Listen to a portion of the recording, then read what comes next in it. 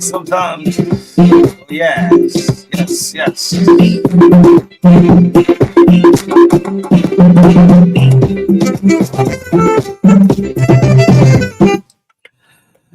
Oh yes. Sometimes you just allow the theme song to just roll on and on while you nod your head to the beat.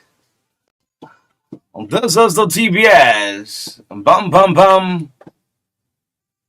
It's Tuesday morning, the eve to the holiday. Sometime a Tuesday become a holiday. It's a regular Tuesday. We'd like to say good morning, folks. This is Liberia's biggest breakfast show on 96.1, the heart and soul of Liberia. This is where national unity begins, cutting across the 15 counties in the land and breath of the Republic of Liberia. The love of liberty matters here. Let justice be done to all. Good morning, Nimba. Good morning, Lofa. Good morning, Greg Bassa. Mangibi, good morning. River says River G. Maryland County, good morning. Grand Crew, Grand Kid Bound. Bombing Bomb. Bapolu, good morning.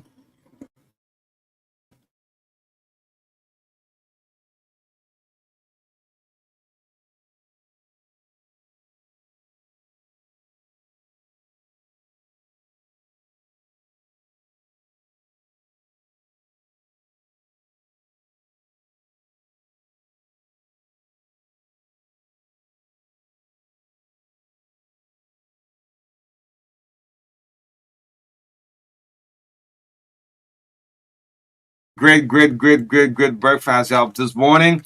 And they will leave me, man. You're never going to see a appointment in Boga government. They will Koti. Leave me. Just leave me alone. But let me get you our morning motivation. I'm going to take it from Laureate, let's Laureate Peace Laureate, Lima Bowie.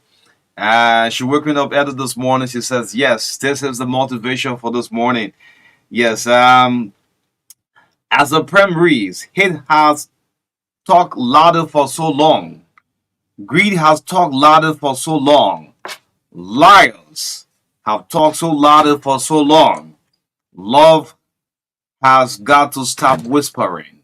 As I read the poem, I thought about what happens when love continues to whisper. We give room for love when love whispers. When love whispers, poverty, disease, and violence can destroy people's lives. Many people have opted that our world will continue to face all of its challenges and more because of love. The role of loving loudly. This is our morning motivation for Lima Bowie. Yes, again, we'd like to say good morning, welcome to the breakfast show. Good morning, His Excellency. It's good I will greet our leader and wish him well, Joseph Yema Boyka, President of the Republic of Liberia, or Hail the King.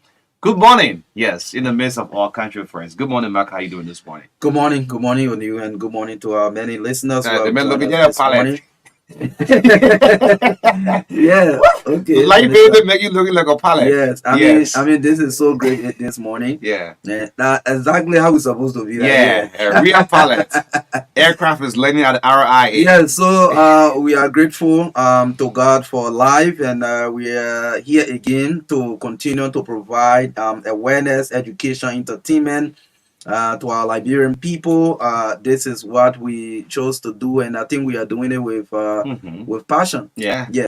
So we are grateful to be here again this morning. To our followers, good morning. Welcome to those of you who have joined us online by Real TV.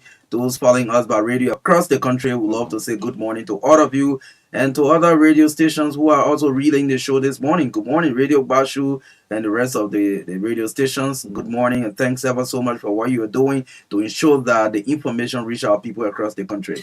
And a guy came to the station also on Friday. He said from Radio Where? With a we Okay. in Bon County. Okay. Yes. Good morning to Miller and the rest of the guys. All And right. yes, relaying. A lot of the community radio stations are relay our broadcast early morning. Thank you so much. Thanks for extending our broadcast. But Truth FM, before we bring our lineup, listen up to this. It's no joke about it. We'll call out the 15 counties in the land and breadth of the Republic of Liberia. Yes, just listen up to this.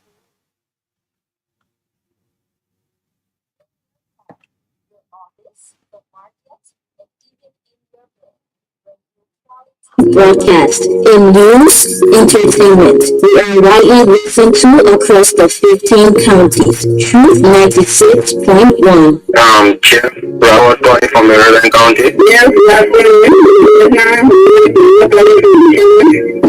Yeah, this is Marka calling from Solo County. I say I'm Jonah Johnny from Bravo County. Mommy Sherry from Greenwood County.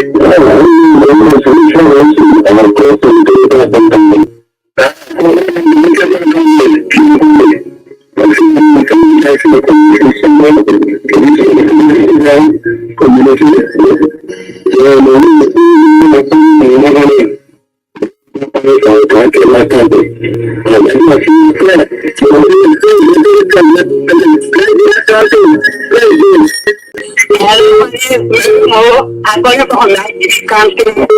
Ibrahim James calling from Granville County.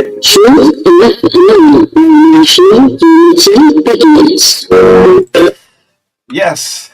Is Yes, there? yes, that's great. Again, we do all of this all of the time. The people will always call from all of these locations to participate on the show. This is very important, and we love to appreciate all of you who are following us. Despite you have the community radio stations, but you still listen to Truth FM to get the major news from the capital. I think this is very important, and yes, we love to appreciate all of you for that. Again, we are here this morning to serve you breakfast. To all of you who are always calling on the show from the various counties, we'd love to say thank you ever so much for following us and always participating on the program. Yes, great. 10 minutes up to 8 o'clock. This is the breakfast show, and I have one humble prayer to God. Is to make this team qualify tonight. Okay. Arsenal against FC Porto. Yeah. Then I'll sleep sound. What are you laughing for? Yes. That's been a great Yeah, the decision. elephant got to qualify We tonight. really hope. I know you got the elephant name. That's it. And by the way, good morning to Bill Tarry. It's been a while. Okay, yeah. Yeah. I don't Good know. morning, yeah, but Bill Most Tarry. of the time, Yeah. like the Senate sections carry it live. Most of the time, I really don't see him on camera. Yeah. Yeah, but I don't know whether he's. We'll ask Henson. Yeah. Yes. Like, see, like region from, man. Yeah, all of them from River Yeah, said, and yeah. Henson is covering the Liberian Senate. Yeah. So he'll tell us whether his senator is always in section because we can hear from him, see him.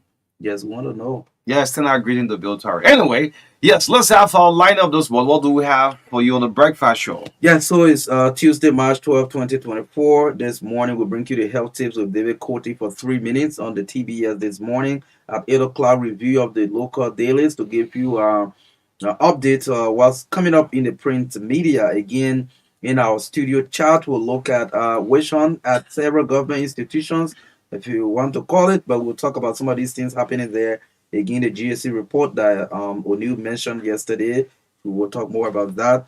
And the National Port Authority, two major developments at the National Port Authority. One has to do with the investigation into the missing trucks of rice, and also the termination of 10 persons. employment of several persons at the port for reasons stated by the management there. We'll look at that. And coming up at 8:20 to 8:30, we open the lines, speak to your leader to give you the opportunity to interact with us on the topics we are discussing on the show this morning.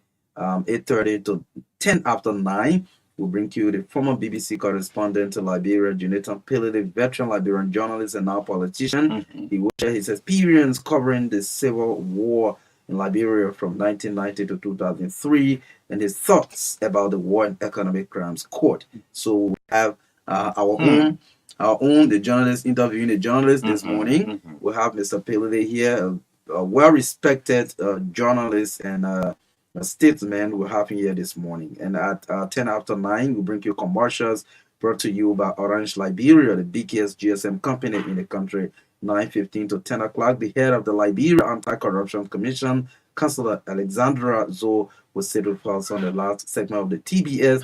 So much to talk about this morning with the workings of the LACC, the latest being the investigation report and indictment of some persons from Margibi County Health Team and other private business people. On that list, I saw the CEO of God's Wedding.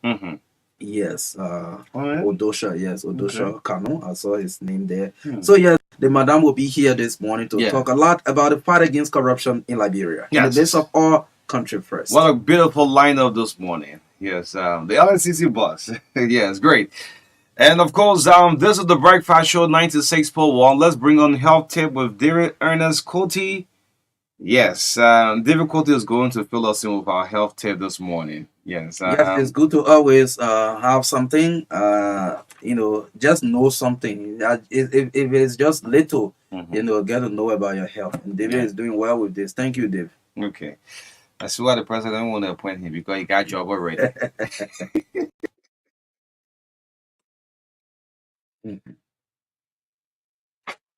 Well, you always give me 3 minutes these days because the schedule, you're something really tight this morning. Thank you. I appreciate it. Stroke is our topic today. It is a medical emergency. And when doctors tell you this particular illness is a medical emergency, it means that it's a serious illness that needs quick attention. Stroke is one of them. Stroke is simply a damage to the brain. That is why it is sometimes called brain attack. Stroke happens when the blood flow to the brain is interrupted. I've always told you about this thing called high blood pressure. I will continue to talk about it from time to time. It's very dangerous. It can prevent blood from going to, different parts of the body. Now, stroke leads to long-term disability. In other words, you can be crippled for months, for years, or even for life, especially if it is not detected soon and treated soon. You see, some people with stroke, they go for treatment, they come back well. Some people are sick, they go for treatment, they take 3-4 months, sometimes a whole year. Sometimes not at all. They are crippled for life, sitting in a wheelchair for life. That's the bad thing of a stroke. It also leads to death. It leads to coma. It leads to the inability to move some parts of your body. Doctors got a name for it, but we the laymen call it, the man one side die, the woman one side die, with a hand hanging and the feet dragging, The doctors got a term for that. The signs, when you find difficulty in speaking or not speaking at all, go to the hospital quickly. When you lose your memory, you can't remember things, go to the hospital quickly. When you feel numbness on the face, the arms, and the leg, when they become numb, don't sit down to your house. Get up and go to the hospital quickly and check yourself. The causes, high blood pressure, that's number 1. Number 2, high cholesterol. Number 3, diabetes. 4, cigarette smoking. And 5, secondhand smoke exposure. Those of you who don't smoke at all, when you sit among people who smoke, you are the second-hand smoker. It's very dangerous for your health. Remember this. Brush your teeth for 2 minutes always. This is not a hurry matter. You go to the bathroom, you finish brush. No. Brush your teeth for 2 minutes always. This is scientifically proven. Do it for 2 minutes, brush up and down, clean your tongue properly, and so on. Do not use hard toothbrush to brush your teeth. No, it is not good. I have some people saying, the hard one can brush my tongue good, it can brush my teeth good. No. Harder bristles wear on the tooth enamel over time. That part of the brush, not the handle, the brush part of the something, it's called the bristles. That hard one can erode your enamel. That white part of the teeth is called enamel. You will not notice it right away. From time to time, it will strip it. Let me put it a simple way. It will keep stripping it and stripping it and stripping it until you will have problems. And one of the problems you will have is cavity, hole in the teeth. Be careful. Hard to brush is not good. Use a soft one. Last but not the least, it will also destroy your gum. And you know very well that gum disease is one of the reasons why people have bad breath. When you rub a hard toothbrush on your gum from time to time, you will have a problem with your gum, and it will cause a problem. Thank you very much for the 3 minutes. I'm a 3 minute doctor. Thank you very much. Health and politics don't mix. You want to pull politics into the health business. I said I'm a 3 minute doctor. Leave me alone, man. Well, you know some doctors will see patients for 2, 3 minutes. We'll all examine the insurance and say, yeah, yes, prescribe tablet and say move on. Move on. Okay. Thank you so much. Derek Cole, two of our health tips, a regular feature right here on the Breakfast Show, 6 minutes up to make it 2 minutes up to 8 o'clock. Yes, let's bring you the review of the local dailies. You guys have to check out the time in there. Yes. Someone telling me the time in the US have now changed. I don't know. Okay. Yeah, the USA time, it's a difference in the time now. Ben Sambi was telling me that.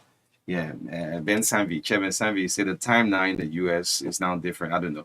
Anyway, let's bring you the review of the local dailies, what's making news from the print media.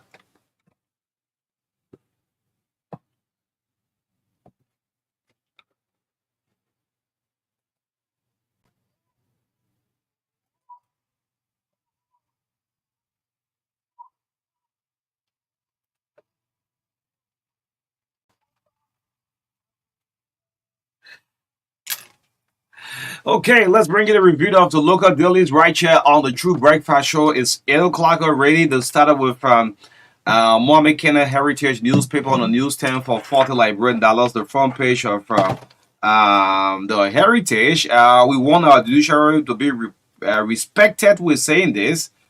Says President Joseph Boyka. I say respect the judiciary system. Joseph Boyka, the president, has been captured on the front page. Yes, several under investigation for stolen rights. It's a sub-lead story on the front page of from the Heritage. I'm seeing the head of communication, Michael Scott, has been captured here on the front page of a truck here.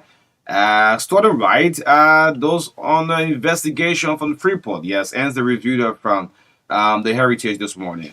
And the next paper is the Analyst newspaper. The lead story on the front page of the Analyst newspaper: ESG receives Lifetime Achievement Award as Forbes 3050 International Summit. That's former Liberian President Ellen Johnson Sirleaf there received Lifetime Achievement Award at Forbes 3050 International Women's Summit. The photograph of the former Liberian president on the front page of the Analyst newspaper. Another sub-lead story: we cannot remove Deborah Allen illegally. B Mountain Chief Executive Officer avows, says they cannot remove the country manager. Another story on the front page of the Analyst newspaper: Labor Minister Kura effects truce at Inspectorate Department. The photograph of Councillor Cooper Kura, the Minister of Labor. And on the back page of the Analyst newspaper: tomorrow, Wednesday, is Decoration Day as Education Ministry plans appropriate programs. However, the photograph of President Joseph Boyka is being captured on the story on the back page of the Analyst newspaper. ArcelorMittal Liberia Training Academy expands curriculum to include instrumentation as inauguration cohort of trainees enrolled. Well, you see that on the back page of the Analyst newspaper. Imposters enter court system as sheriff. Supreme Court alarms, but Justice Minister promises action. So that does it for the Analyst newspaper. Okay, so let's hold on for the New Republic. I'm not seeing the back page. Alfonso, Okay. what's happening? Yeah, so just go to front page Africa while I try to make up with the New Republic. Yes, so on the front page of the Front Page Africa newspaper, the lead story there says Sarah indicted for economic sabotage, theft, and conspiracy in Margibi Health Team corruption scandal, bringing the healthcare records to book. That's the lead story on the front page of the Front Page Africa newspaper, and the sub lead story there. Several leaked vouchers reveal how the NPA Bank Road CDC campaign. Wow, that's a sublead story on the front page of the Front Page Africa newspaper. It says the management of the National Port Authority, after an initial investigation and in consultation with the board chairman, has immediately terminated the following staff. Well, this is not too clear. I just wanted to capture that piece, but it's not too clear. So let's get the next paper. Yes, this should be my last paper this morning. This is the New Republic. Yes, on the newsstand for $50 The back page, rice smugglers yet to be identified. Is on the back page. Yes, police MPA investigates several officers. It's on the back page. Still on the back page of the New Republic, Palm Grove Cemetery becomes a dump site. Hey man, I thought the dead should be respected. Yeah, Palm Grove Cemetery becomes a dump site. This is Central Street. It's been captured on the entire back page of the New Republic. You can grab a copy and read the rest of the story this morning. Yes, so here's the review from my end. Yes, so finally the Hot Pepper newspaper, the lead story on the front page. Assets Recovery Task Force usurps LACC's mandate. Central recommends its dissolution. The photograph of our Central Executive Director Anderson Merme on the front page of the Hot Pepper newspaper. Also, the photograph of the chair and several other members. Martin Colley, also Councillor Martin Clark, on the front page of the Hot Pepper newspaper. On the back page, B Mountain expresses confidence in Allen's administration. Deborah Allen on the back page of the Hot Pepper newspaper. Another story there: who replaces Justice Joseph Nangwe at Supreme Court bench? Question mark also on the back page of the Hot Pepper newspaper. The next story there is sports LFA boss Raji taken to tax, but LFA resists call for resignation. The photograph of Mustafa Raji also on the back page of the Hot Pepper newspaper. Well, that does it for the review of the local dailies. Yes, thank you so much. This is the TBS on 96.1, the heart and soul of Liberia. It's 5 minutes down, 8 o'clock. We'll try to manage your time this morning because we have a very good lineup. 8:30 Johnson, 8:30 then 9 this morning. The LACC boss, Councilor Zandra Zoe, is our guest this morning. But yesterday, I also make mention of some name from the GSC report. I received a couple of calls. Okay. And these calls will be very interesting to the public. Yesterday, that we are just one of the many media institutions that have a full hand on hand of the report from the GAC, 465 pages from the GAC on this consolidated account. There are some names we make mention of yesterday. Okay. Yes, and some of these individuals have reached out to us. It's very interesting, though. So yesterday we said the GSC release will make. If I'll call some of these names again, right? Yeah. Like we said, David Bobine, according to the GSC report, signed for $80,000 United States dollars. Miata Russell $50,000. James Colley $50,000. Even Rupert Nubia, I haven't received Nubia yet, right? Okay. But some of these calls will quite to interest you. Michael T. Sando will say $55,000. And this man phoned in and said, well, do you want to come and see the area where I stay? I said, what happened? He said, you make mention of my name from the GSC report. I said, yes, I was reading from the report. It's unbelievable.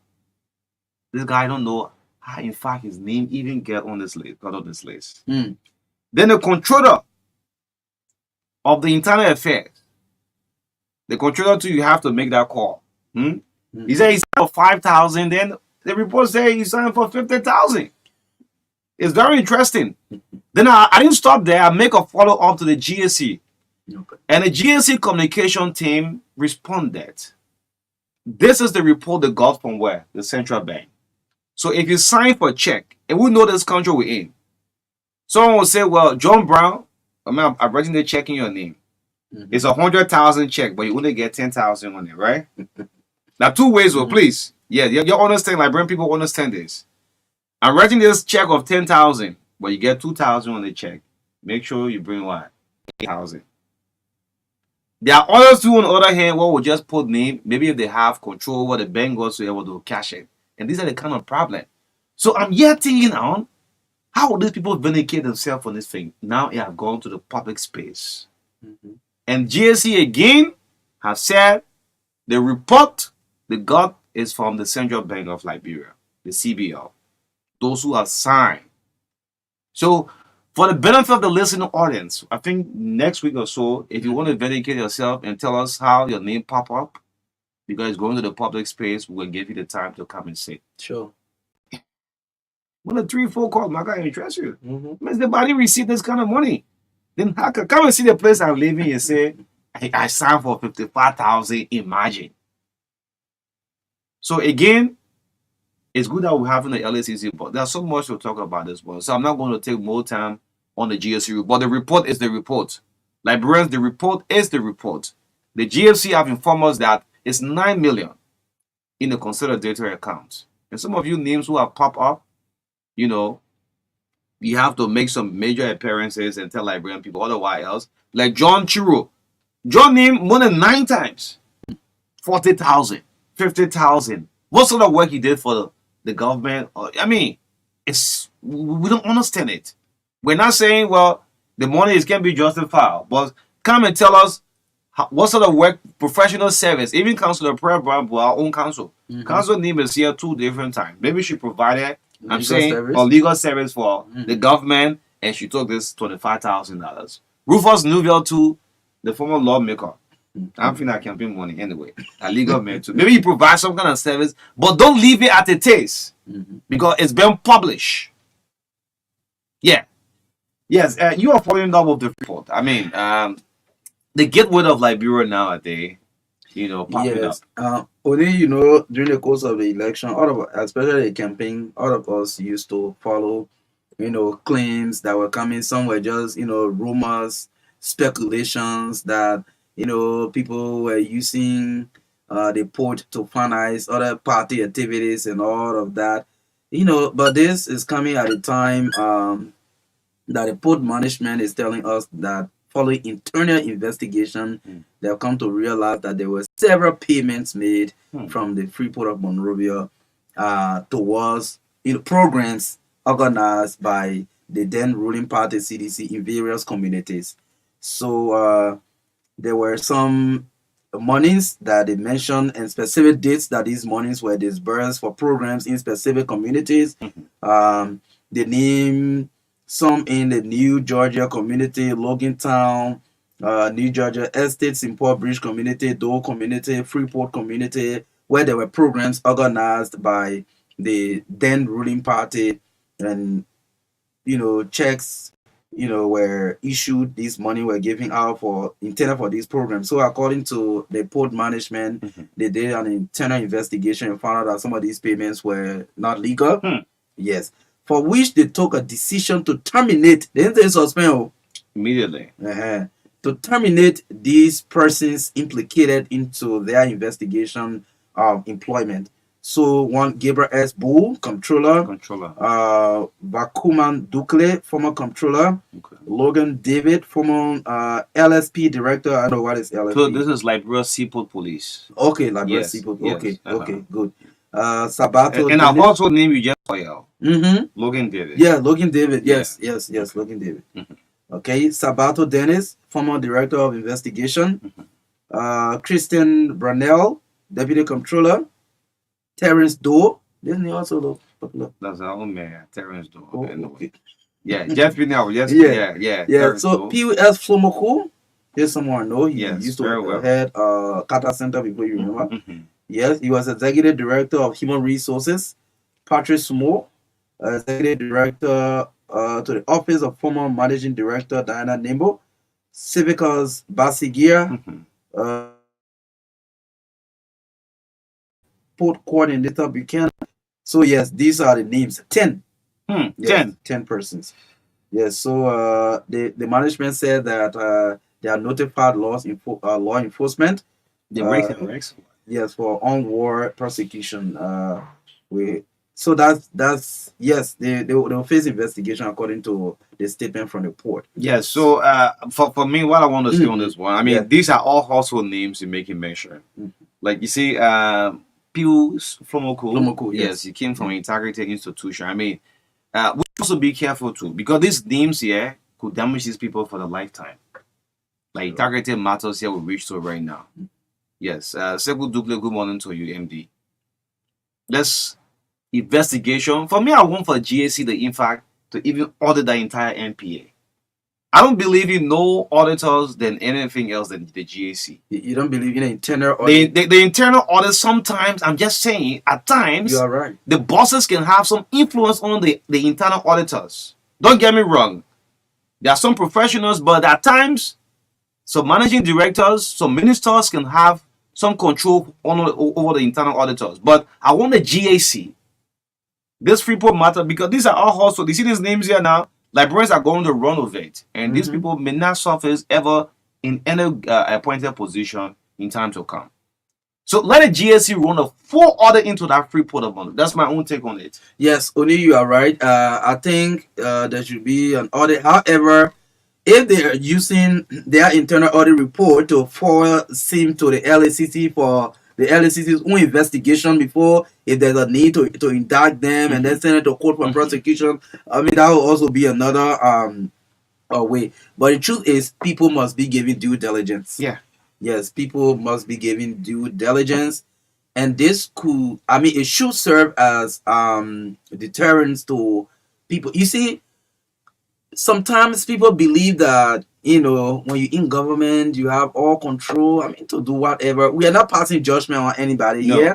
Yes, we are not passing judgment on anybody. But I think the issue of financial controls should be taken seriously at every level of government.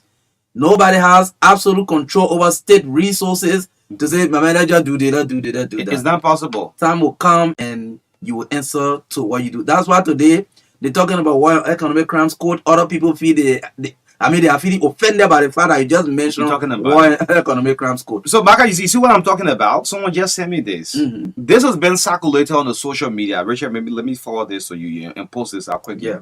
Yes, this has been circulated on the this is why I'm saying the GAC should run a full audit there. This voucher, this disbursement voucher. You see names here. Yeah. 9,950. I mean, is there how possible can you have a voucher like this? What's written on it for Program head on July 17th. So the NPA donation to the CDC for program. Yeah. NPA are making donation for the CDC in Logan Town on July 17th. You see? So, Wow. I mean, that's what I'm saying. The GAC, because there is a communication here to the Minister of State here. Mhm. Yes, let me forward this to you exactly. Then maybe you can read it up before P calls up. Yeah. Yes. Yes, check your WhatsApp. You know, this thing is just circulating all on the social media. That's why I'm saying the GSC should go into that NPA and run a full audit. Yes. Just look at the communication they send. You guys zoom in. Yeah. Wait till difficulty classes. Yeah. Only I can read this. because- Ready? Yeah, I'm not seeing it. Bonjour. Yeah. Even if you zoom it, No, I can see it. okay. So don't say I have a better eyesight. I think so. Yes, by directive of the president. This is dear Madam outgoing chairperson. Mhm. Presidential directive. Spending on operational cash. So is this form is an operational cash form at the NPA? Hmm. That's what I'm saying. Look, the GNC just give Jackson the go ahead, let him run a full order into that NPA there. Because people character too is at stake. Yeah, so That's a very serious note. Let's talk so. People character, you could damage them for good. Some of them could be indicted. I'm not vindicating some of them, but run a full audit. Like what GSC have done. George we said we have 40 million, right? In the consolidated. Joseph Boyga came and say 20 million. And what happened? The General Auditing Commission run a full audit and came up and said, look, it's 9 million. So the GSC should go in that free port there. yes. So again, this is very troubling. That's why when we come across some of these things, then we got to realize why we cannot get electricity, why we cannot get water. We are not passing judgment again. Let me restate that we are not passing judgment. Please say. Yes, but when you come across some of these vouchers and the purpose for these payments, it makes you believe that people. But look at the thing I said. Yeah. Donation for CDC program held on July 17th. $9,950 for donation. Yeah, in Simport Bridge. Some people get money packing there, they can make donation with it. And you see, there's a crashing of pen also back and forth here. Wow. On this washer. So that's what I'm saying. Look, the GSC should go in there and do a full audit. It's not easy. Yeah, man. So the GSC must receive a mandate to go and audit. So I think recently the president gave mandates for 3 institutions to be audited within a period of 3 months. So maybe they would like to do the audit bit and pieces. Who knows? Yeah. But if there are issues arising from institutions, then it should be an issue of urgency. Okay, the audit should be of urgency. Maybe the president decide, okay, after 3 we'll do another 3.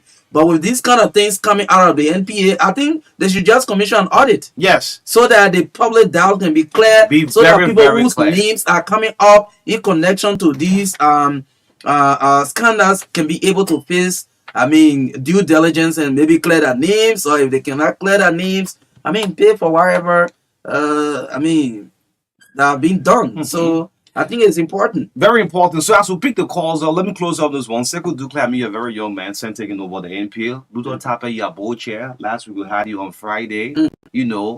Just for the benefit of the doubts of the public, let the GSC come. Before people think that you have targeted some individuals. Because these names they are pointed out, that's why I say Liberia is divided. Because the action is based on your internal investigation. Yes. Yes. So can there be further audit by the GSC? Once that report comes out from the GSC, everybody knows this is exactly what's that. GSC. Yeah. Yes, so I do have a strong confidence within the GAC.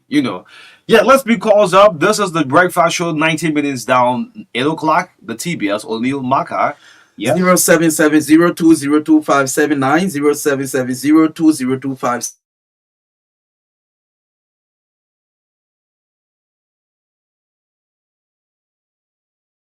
Good morning.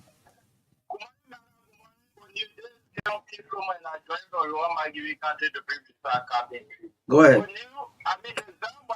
This morning to be here in the new. If we were just want to give our country, Mama Liberia again back to the particular CDC level government, Liberia will go nowhere. Can you imagine people going trying money that belongs to the public just for their own political gain? It's very much funny. So we call about the government, another reason that's all they can do, so the money can do. So I just go who are responsible for this money should be prosecuted before the law and should be pressed on bound that will not be able to work in the very important service. Thank you for having me this morning. Okay, thank you for your points made. Good morning. Good morning, Marka. Let me say good morning to O'Neill and the listening audience of the unique platform. This is Daniel Johnson from Herbert Firestone. Marka and O'Neill, let me appreciate you guys for always flagging, because yesterday you people touched portions of it. I think it is right and prudent that the government initiate an audit. Like you people saying, let the GAC initiate an holistic audit to that entity, because what some of us hearing and what we are seeing, it is mind-boggling for people to just make a way with funding, no substantiate evidence. So what that funding was used for the benefit of the country, I think we need a holistic audit. Okay, thank you. Good morning. Good morning, Michael, and good morning, O'Neill. Good morning. Well, my name is Jonathan Akbar, and I call from Kingsville. Go ahead, Chief.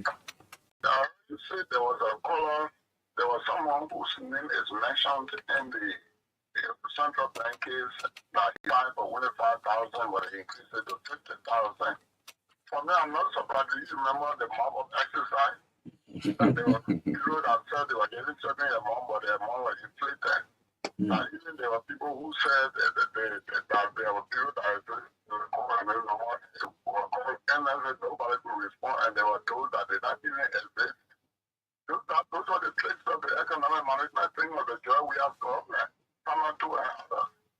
So it's not a surprise. The only thing is that the government must step up with and just do what is right. If somebody is desperate, they will be brought to book. Okay. So I think that's the right thing to do. Thank you so much for joining us this morning. Good morning. Good morning. Thank you, Marka and Odi Baba this morning. Let me say good morning to your main listener. This is Bobby Abu Meska. About the discussion for this topic. Let me appreciate you guys this one. You see, Goni and Baba, you see, our country is just running the wrong path, but I must likely agree with you guys this morning that the vote should be made by the GSC, that GSC said take on that responsibility to audit the national food authority, because as we were in the opposition at that time, we were hearing lots of rumors about that food. Money leaving the food, you know, whatever bag of money to for campaign and what have you. So at least today we hear for maybe the GSC that is responsible for this kind of audit. Let President Boycott take the same initiative, what he did to the NSC and the Central Bank and the other institutions like yours. Let him commence this same audit there. Okay. He will set the record straight, because when you start to do that, what only said, people will feel like which one they are haunting people. And we don't want to run a government that people will be that people will be thinking that we want to move citizens from the position that they are occupying. Let TSC come up with a report, let it show to the public that this is what these guys were involved into. Because these guys Okay. Thank you, Abu. Good morning. good morning, Marka. Good morning, Oli. My name is Emmett Palmer, a body of accident this morning. Marka, let me appreciate you and we this morning for flagging this issue. But Marka, let me be honest to you. I'm not just an internal auditor, as you know, that today you catch you by the overhead boss. But I trust GSC. You must say GSC key off without a month. I need to get a national call you shall now million. Who are our risk alarm? So I believe that the GSC is going to carry on internal audit over there. And that organize or put it, because we stop doing that, they will say it's a wish one. We don't want a wish one. We don't want to internal auditor to do anything that will damage our country. But let GSC take in charge of everything. Thank you so much for giving the time. Okay, thank you.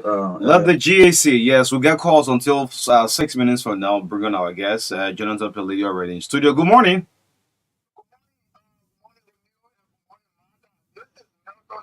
I call from a resident in District 6, Monterey County. O'Neill, first, let me say thank you. When I saw that information on Facebook, I thought it was a fake information until you have done your research and proven it to others. It was a real money that was given to people. I will not say reality is that the company, the political party will be supported by the national. So, the only thing we got to say is that this government should be able to prosecute those who steal this country money. People need the money. Some can't go to India looking for money to pay their bills. And they put children out of school. So Milton, what has been circulated on social media? I'm not coming to the conclusion and say yes. This voucher is valid or whatsoever. But I'm asking. I want a GSU to run a full audit within that MPA. That's what I'm saying.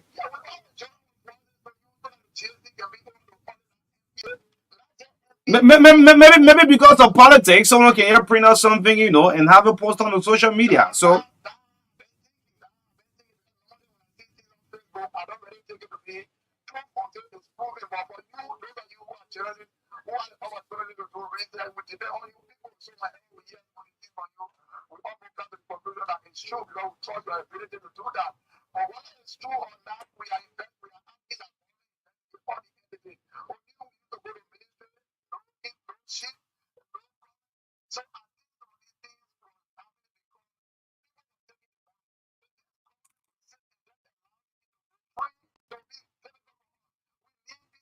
Okay.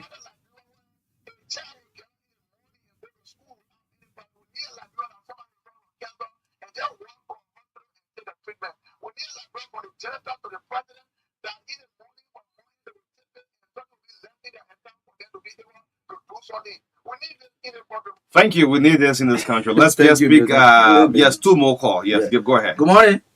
Good morning. Thank you. I will leave. My name is Dr. Kaba, and I call from the Church David State. Thank you for the topic on discussion this morning. We knew this country, that's why we said the rescue mission was necessary for this country. Definitely, on social media, read the front page newspaper. a lot of stories coming out about this management of this country. That's calling the president. It's a president. The audit report, some of the audit reports are up. You have to make sure that everything is being made in this audit report to say the full way of the law. When you look at what happened, look at the audit, look at the NSC report from Marketing. When you just compare, people just take the point of the thing that everything is the farm. If you export the country in the form of manner that you think that that's what going for the past 30 years. It's unfortunate.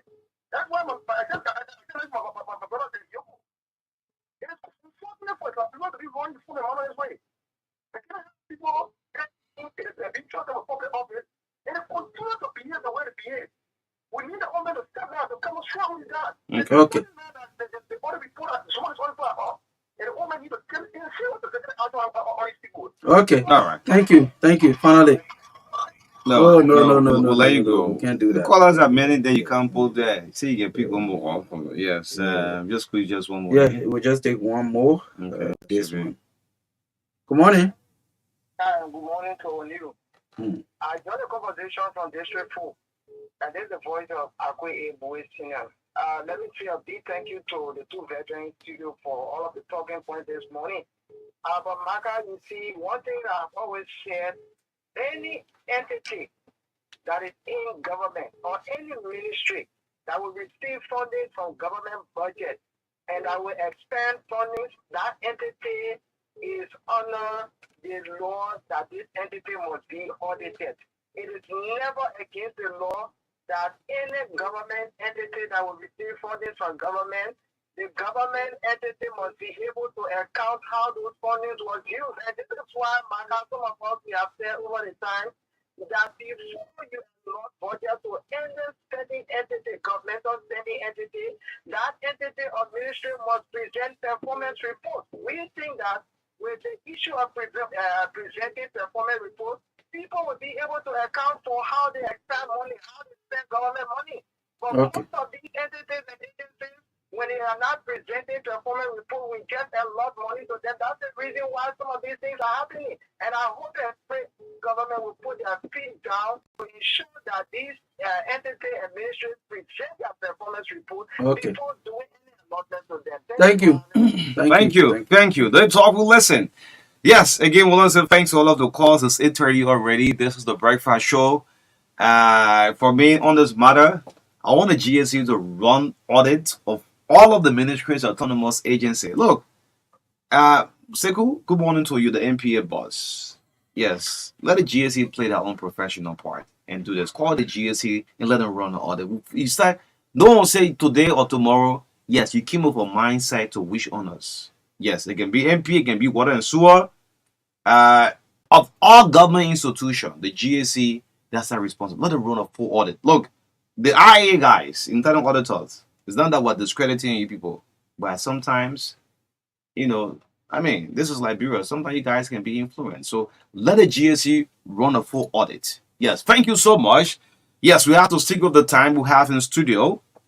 Veteran Liberian journalist Jonathan Peleli, who have accepted our invitation live on the breakfast show this morning on 96.1. Good morning to the guys in Bond, Sackley, PA. 96.9 Bond, 96.1 in Sackley, PA for relaying this broadcast. This is the TBS. My name is O'Neill, and that of Marka in the midst of all say country first. Sure, yes. Country first. We gotta stick with the country first thing. Yeah. Yes, good morning, veteran Jonathan Peleli. Good morning to you. How you doing this morning? Okay.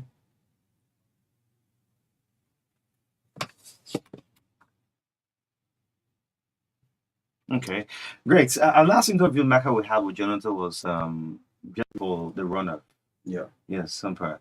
Yes, how is everything going? Okay.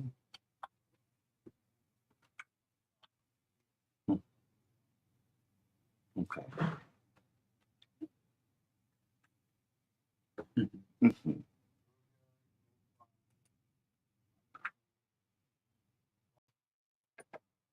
You missed the microphone?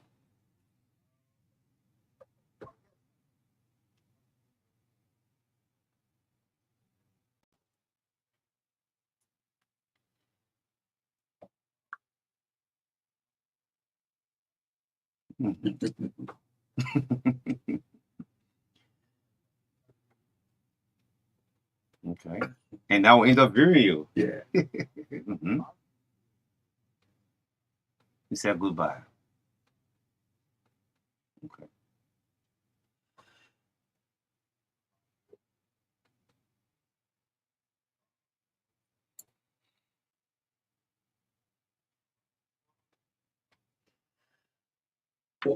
What has been the experience? Because remember, you were in the media holding politicians' feet to the fire, checkmating them. I mean, you are wearing the same shoes that they were wearing, and people are going to be questioning you on issues, policy issues, and all of that. I mean, how does the experience look?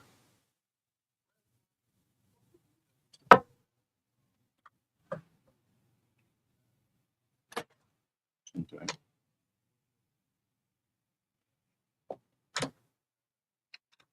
Mhm.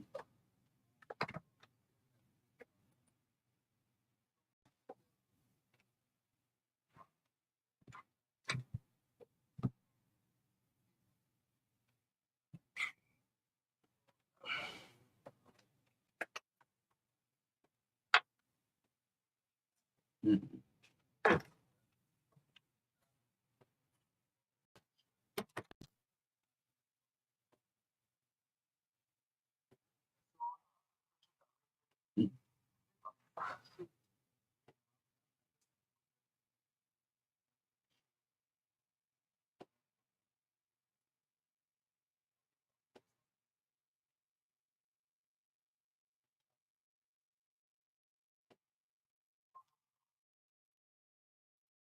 Okay.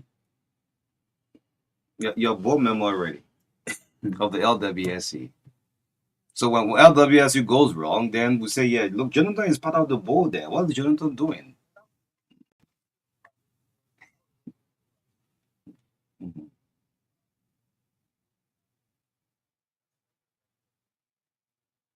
Okay. You have knowledge on water and sanitation? Okay.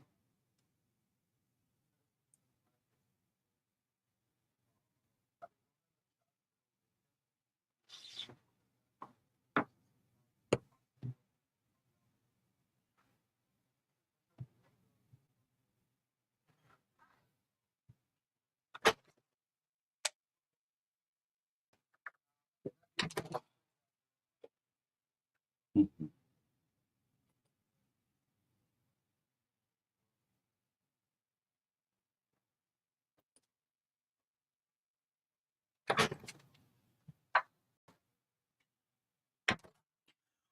What is the impression so far since the inauguration?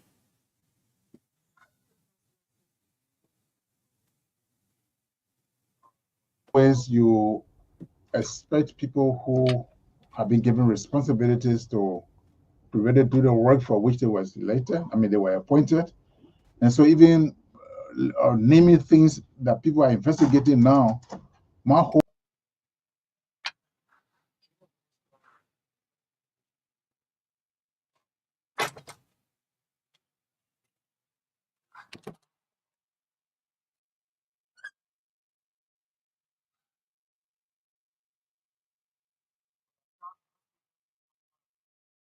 Okay.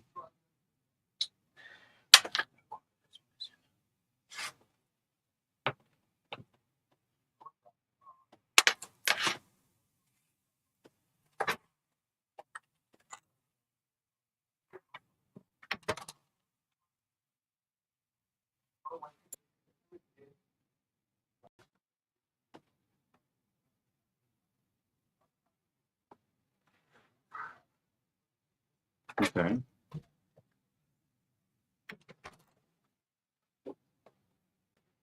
In office, so we have to give them a chance to see what happens. Okay, great. So, one of the major reporting reasons we brought you on this interview, you covered the Liberian civil crisis. I mean, Jonathan Pollitt is a household name, even the ones who are just born. You make mention of Jonathan Pollitt, still do know. Let's say your experience covering the 1990 war up to 2003. We saw former President Charles Taylor leaving the country, Mhm. and all of that. Before we come to this World Economic Crime Score, let's just lay your own experience because the medium we listen to was the BBC covering just everything. Mhm. Jonathan Paladin, Elizabeth Blunt. What's the name we're listening up to? Let's hear. Oh yes. I started with the BBC in 1993 in Bangor, and my story with the BBC is an old head and Sonny Wukena, even someone writes it. But what's difficult, very difficult that we sit, became a battleground for some time, and people had to flee. They said to go to other places. Liberia was a chaos. The killings were everywhere. There was this serial massacre right here on Tubu Road. They cut the Tubu Road massacre. Everybody heard that. And it was very difficult because what made it very difficult was that the forces that were fighting were not real people who were trained to fight. I mean, or they were not trained army people. I mean, rebel forces are giving guns to fight and kill, and they didn't even know anything about conventions. They write a journalist to report and all these things. So surviving amongst them was very difficult. And of course, we didn't know that the war was going to last for 14 years.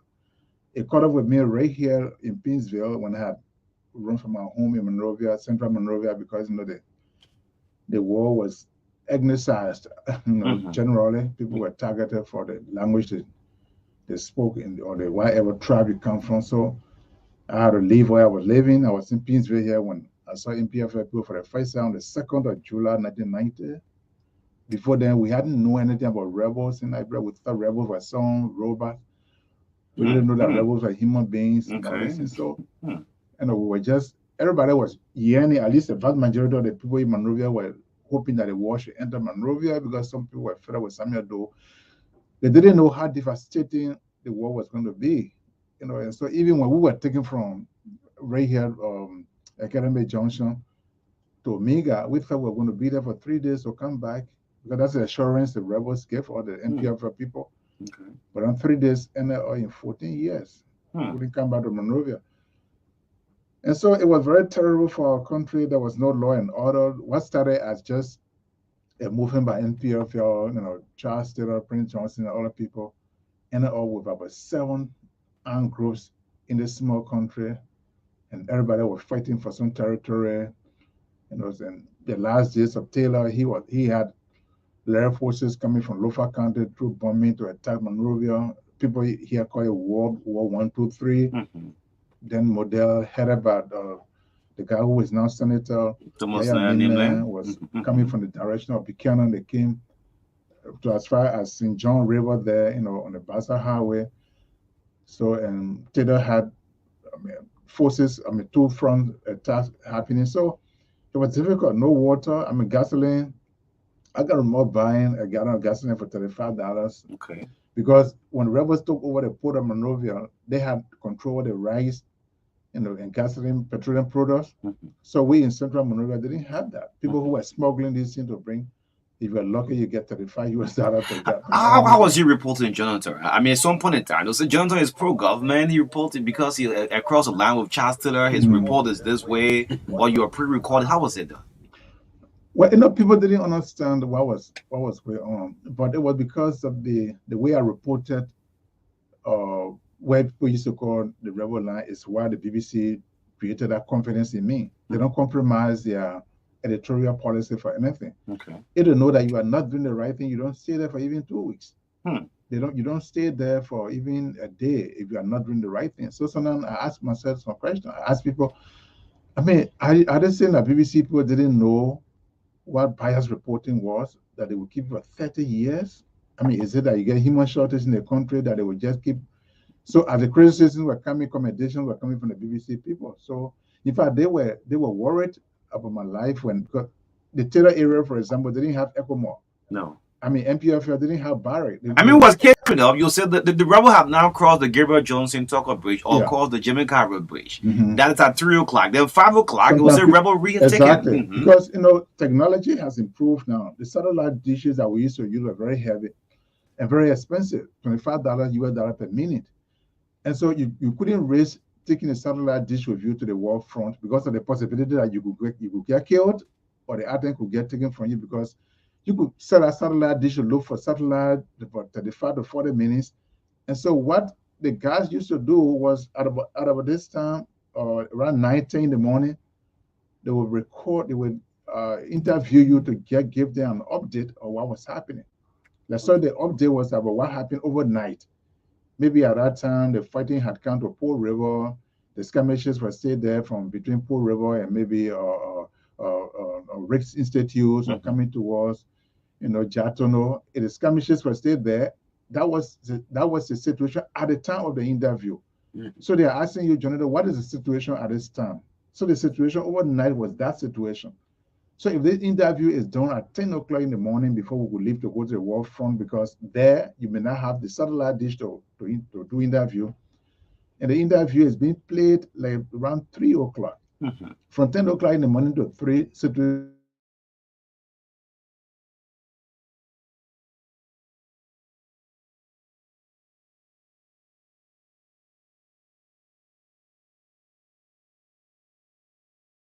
Poor River, then somebody who is seeing the rebels in that area saying that, oh, the guy is lying. The rebels are actually rare here in Douala. The man is saying that they are in Port River, but the interview was done about 8 hours ago.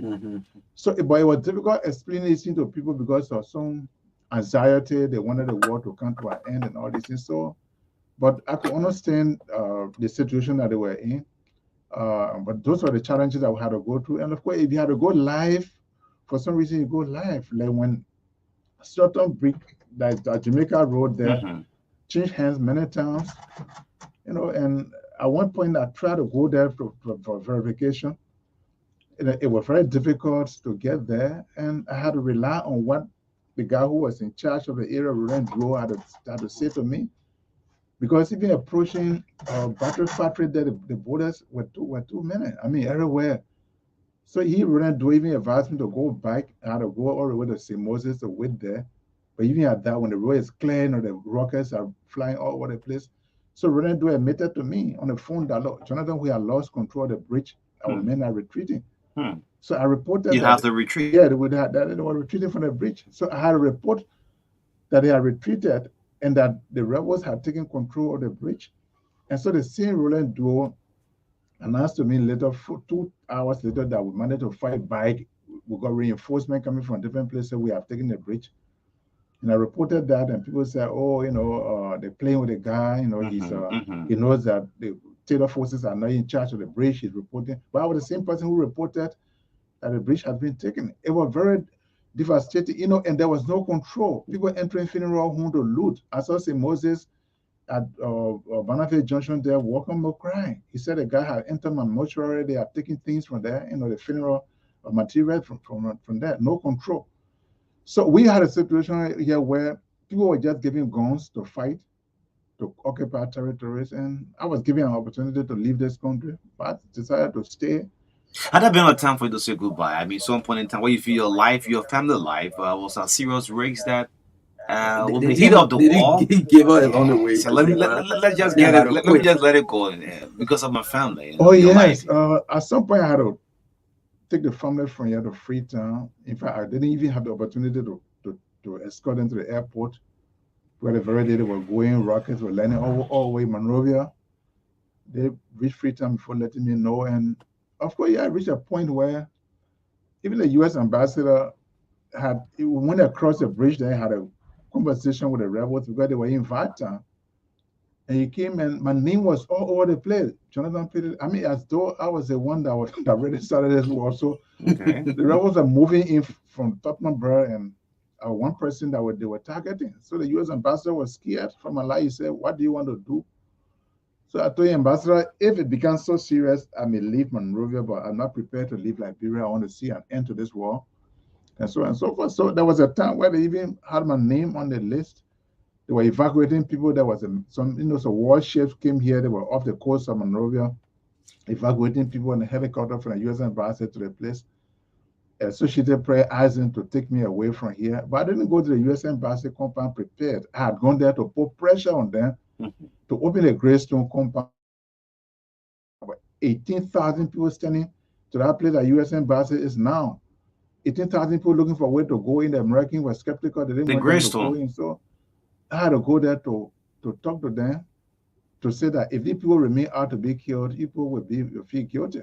So that the media pressure and thing that we put on them made them to open a gravestone compound for them to go. So if I just thought about my own life to say I'm leaving the country, who will leave, but who are going to tell the story of Liberian people? So let's go to this big thing. I mean, I saw your piece 6 days ago. You wrote on the social media. He said, "My thoughts about war slash economic crimes code and Senator Prince Johnson." Just to summarize the whole thing, paragraph you're writing, I welcome the code wholeheartedly. Why you welcome the war crimes code? Because I feel that impunity is why we are the way we are. But even the stealing that go on in the government or in public places, people are doing those things because they are not seeing real actions being taken against people. And so, as somebody who saw the war in Liberia, the massacres and here and there, I believe that because in 2005, when Manasadi took over, people said, oh, no, it was still too early. Let's talk about the bread and butter issue. 6 years later, 2011, people say, well, let's forget about the war crimes code. Let's talk about bread and butter issue. 2017, the same thing. And people are saying it again in 2023. So, so when we reach a point where people should be made that if you do something, you can be punished. When people go to funeral, the funeral discourse that can be preached can be for the dead. It can actually be for people who are alive, who are listening, to take the message. So if a war crimes counts now, it would not just be about people who are alleged to have committed crimes in the country. It would be about people too who may want to do similar thing in the future. So they should serve as a deterrent. So I feel that people should be made to account for whatever they do, because under our law, you are presumed innocent until you're proven guilty. So I believe strongly that even people who want to have justification for whatever they did or did not do during the war should make themselves available to the court so that they are able to explain themselves. But if anybody keeps resisting that, that would seem to suggest that there is something that you want to hide. So that piece was strictly saying that, look, I welcome the court. I saw the massacre when George Mova was superintendent of Bon County, and he and I went to the town called Porokbaya. Porokbaya were on the 8th of when Banga fell to Uremo forces, displaced people who were running from Banga who decided to take the Cocoa Road side. More than 800 of them were just killed in that town. 800 of them just killed. The people arrested in the town to go, they were killed in Porokbaya. George Mobile and I went there, and at the time, when he was superintendent, a year or so later, we saw about 600 of the scores in the town for the vigil that we went for to light candlelights over there. And I later went there for the informal for the symbolic burial of these people. So, and people are still there to know the perpetrators of these things. So even if residents of the area will be lying, those who have been accused should come out to exonerate themselves. They were killed in Sinje. I went there and I didn't understand. I brought a stone to go there. Right here, or massacre, or the Kafi massacre here, Duporo massacre, and Katakia massacre. All the places we heard about some in River G and all the places, the Lutheran Church. But displaced people who were running away went there. The Red Cross had put a sign there to St. Peter Lutheran Church. Some guys just went there in the night and just killed over 600 of them. 99% of them from Nima County. Because I went there earlier and I saw people that they were distributing toilet tissue and all these things. But when I saw the situation in Monrovia, I said, I left. And very well, Lone Star is now overseas CDC there. It used to be United Nations headquarters. They went there and killed people. I just left there that night again because when I went there to take refuge, and I asked my cousin who was there, I said, but how you live here? He said, well, in the night, the AFL guys can come with a tactical jeep and go around the fence, but they haven't entered here. So I said, no, Peter, this doesn't sound so reassuring how to leave. It is that very night that they entered. The same night. They kill people. And where I went to go hard on Clay Street there, there's a place opposite Press Union office there. There's a church using it that called Redeem, Sunday Reverend New Democrat. Yeah.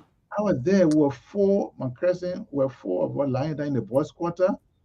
And they seen just quarter came from that place, came there that night. There's no back door, only front door. 8 of them, where I'm standing from that door, they're asking for us asking for the Nima children that were living there. And it's just God that saved her because um, in the bigger room, the horses that's there. When the guy asked, where are the Nima boys that live here? A lady came out actually panicking. She said the boys are lying down, right inside, right in the room that he's sitting in front there. But then, as the lady was answering the guy was asking another question. It's but then who called out the lie when we were coming?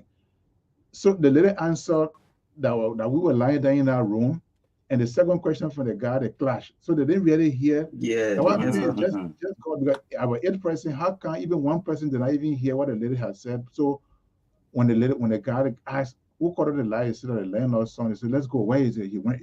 It's in the attic. So other than running out to go arrest the boy in the attic, without anybody knowing, without anybody hearing the answer the lady had given that we were lying down right in front of the room that they were standing from. So I'm just saying this to say that look, and you realize I specifically spoke to my Senator Prince Johnson there, because I'm always irritated by his reaction to this whole war crimes code thing. Mm. Prince Johnson participated in the war, but it was interesting to know that the war that went on in this country for 14 years, Prince Johnson didn't fight for 2 years. Yeah, I mean, he said he fought for 9 months. He just participated 9 months. Exactly. And he spoke of the amnesty law. There's an amnesty law. Prince Johnson made a way through Nima. When he broke away from Taylor, he made a way through Nima. He passed through different towns, Ebana, Dro, entered the Zointa, then he came to Banga. He was just fighting to make a way to enter Monrovia. I encountered his forces 2 times, right here in Fender, in about 3 places. In Fender, in Bensonville, on the hill there by Zion Praise Baptist Church, and then when they cut off, when we were trapped between the MPF forces at VOA in Carisburg. And he came down, they took the train plan of God. I mean, they went to Beaumont, took the train plan and got a call where he settled there. He had his own side or whatever he did in the war. But the point I'm making to him is that if you say the war crimes court should not come, are you saying that the atrocities that were committed in Liberia after you left for Nigeria in 1992, from 1992 to 2003, that 11 years, a lot of things happened in Liberia. So if you are not interested in explaining your side of the story, why do you want people to forget about all the other massacres that have in this country? Why you don't want people to be given justice? Why you don't want people who are accused of committing these crimes to come out to say, well, I did so or I did not do so? So that's why I wrote that piece, because his reaction has too many people. The very Senate that he says in Yaya Nimne is not Senate there. In a scene assembly that there are so many people there who participated in the war. George Bode, for example, was there. He was a leader of LPC.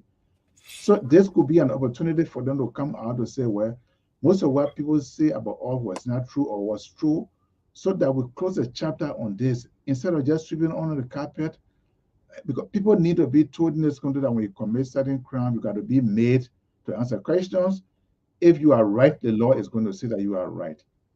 So it was against that background that I wrote that piece there that Senator Johnson, every time he talks, he says that he fought for his Nima people, they were being killed.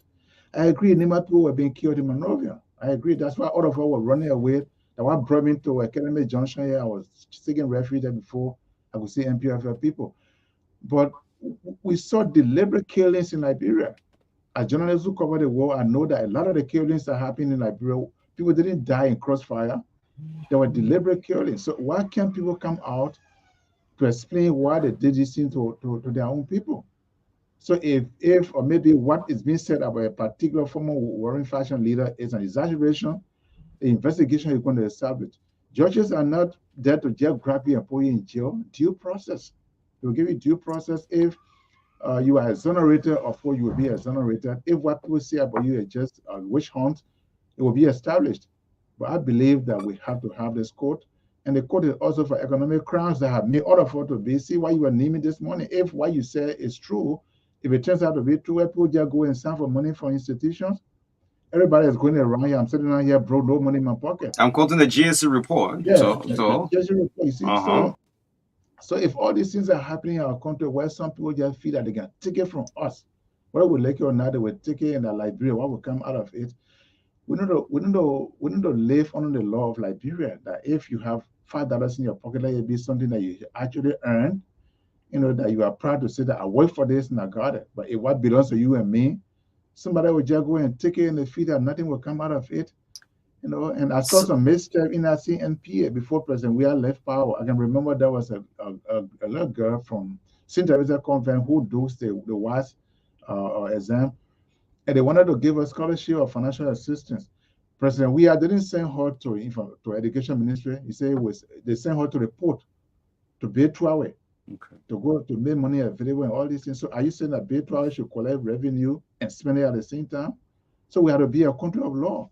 So I sincerely support this court. Let it come, even if they can get me to be or they can turn me into a witness. You willing to go on the stand? I can do that. I can go. I can explain what I saw in the library. Well, at least I'm You've been not, reporting all those not years. I'm not You've prejudiced. been reporting, Jonathan. Oh yes, it means I've Uh-huh. seen a lot. so there are people who have always argued that, well, it's been over 20 years. Let bygone be bygone. Bringing this code and reawakening these stories could open new old wounds. It has security implications and all of that. What do you say to them? Well, people haven't gone to Rwanda, but some friends of mine who have gone there will tell you how the setting up of a court to look into the genocide of that country has helped, where everything had been memorialized. People first had to go through that. Those who had to go to jail went to jail.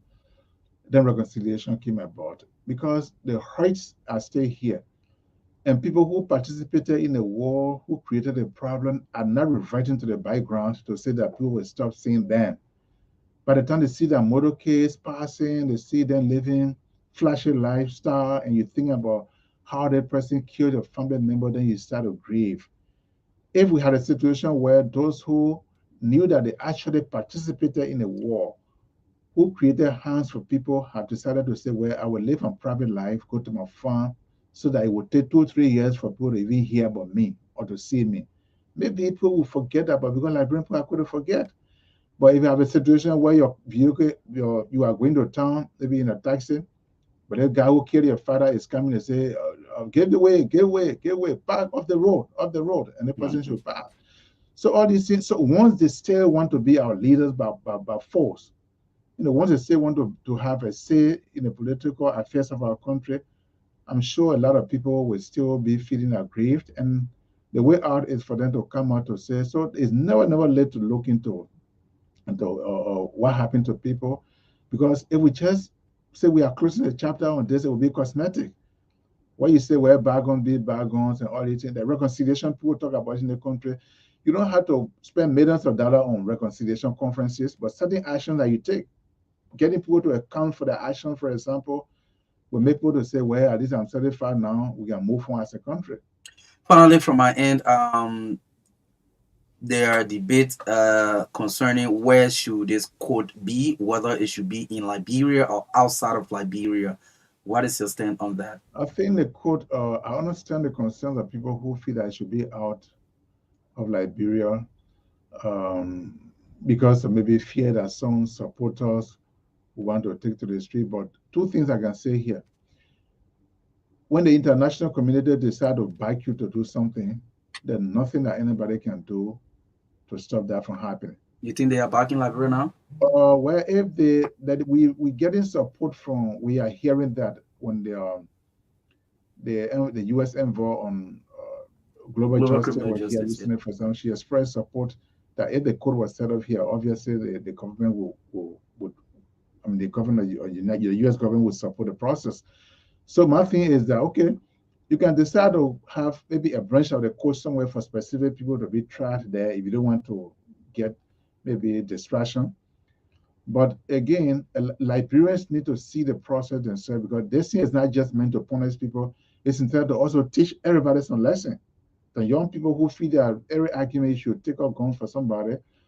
So if that court is set up in Liberia and is well supported, I'm not sure anybody would do anything. I was here when Charles Taylor was flown from Nigeria. I was at the airport. Mm. I covered it live. I saw the airplane zooming into the airspace of Liberia. It landed in my very presence.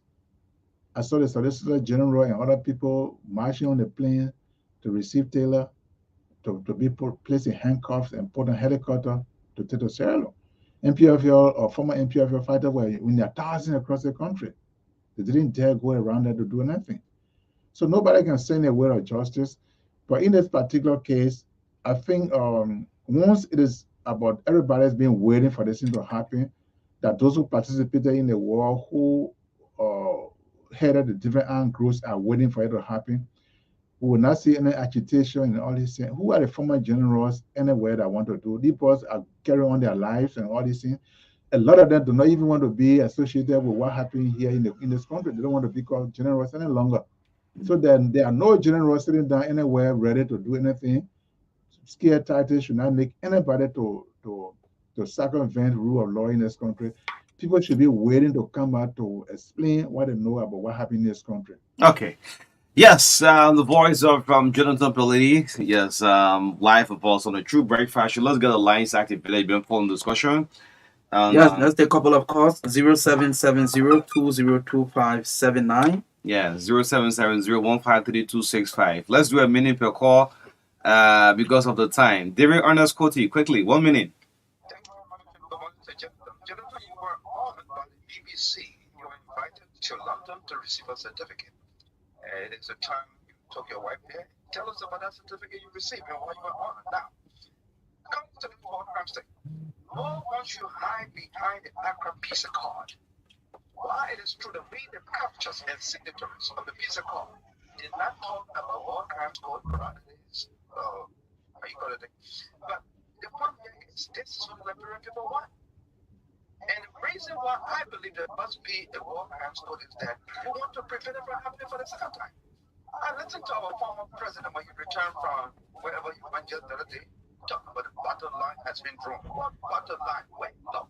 There will be no more intimidation technique in this country here. All your generals, Mr. Preachers, we talk about, they were not coming up. This war crimes code is not just about you. It's about the future. Okay. People who are planning, Thank you. Yes.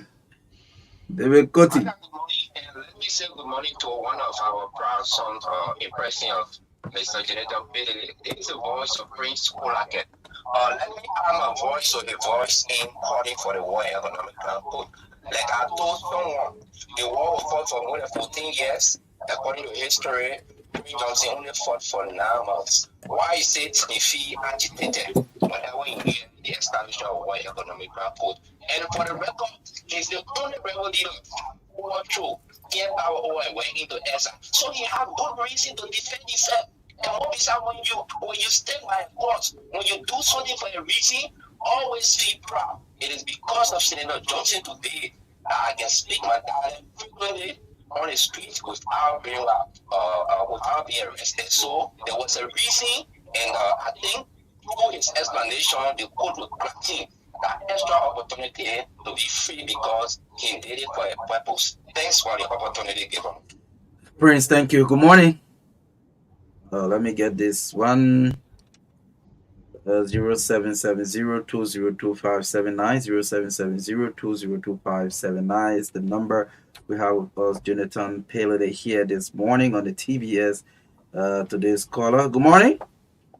Good morning. Good morning. I'm great. Good day.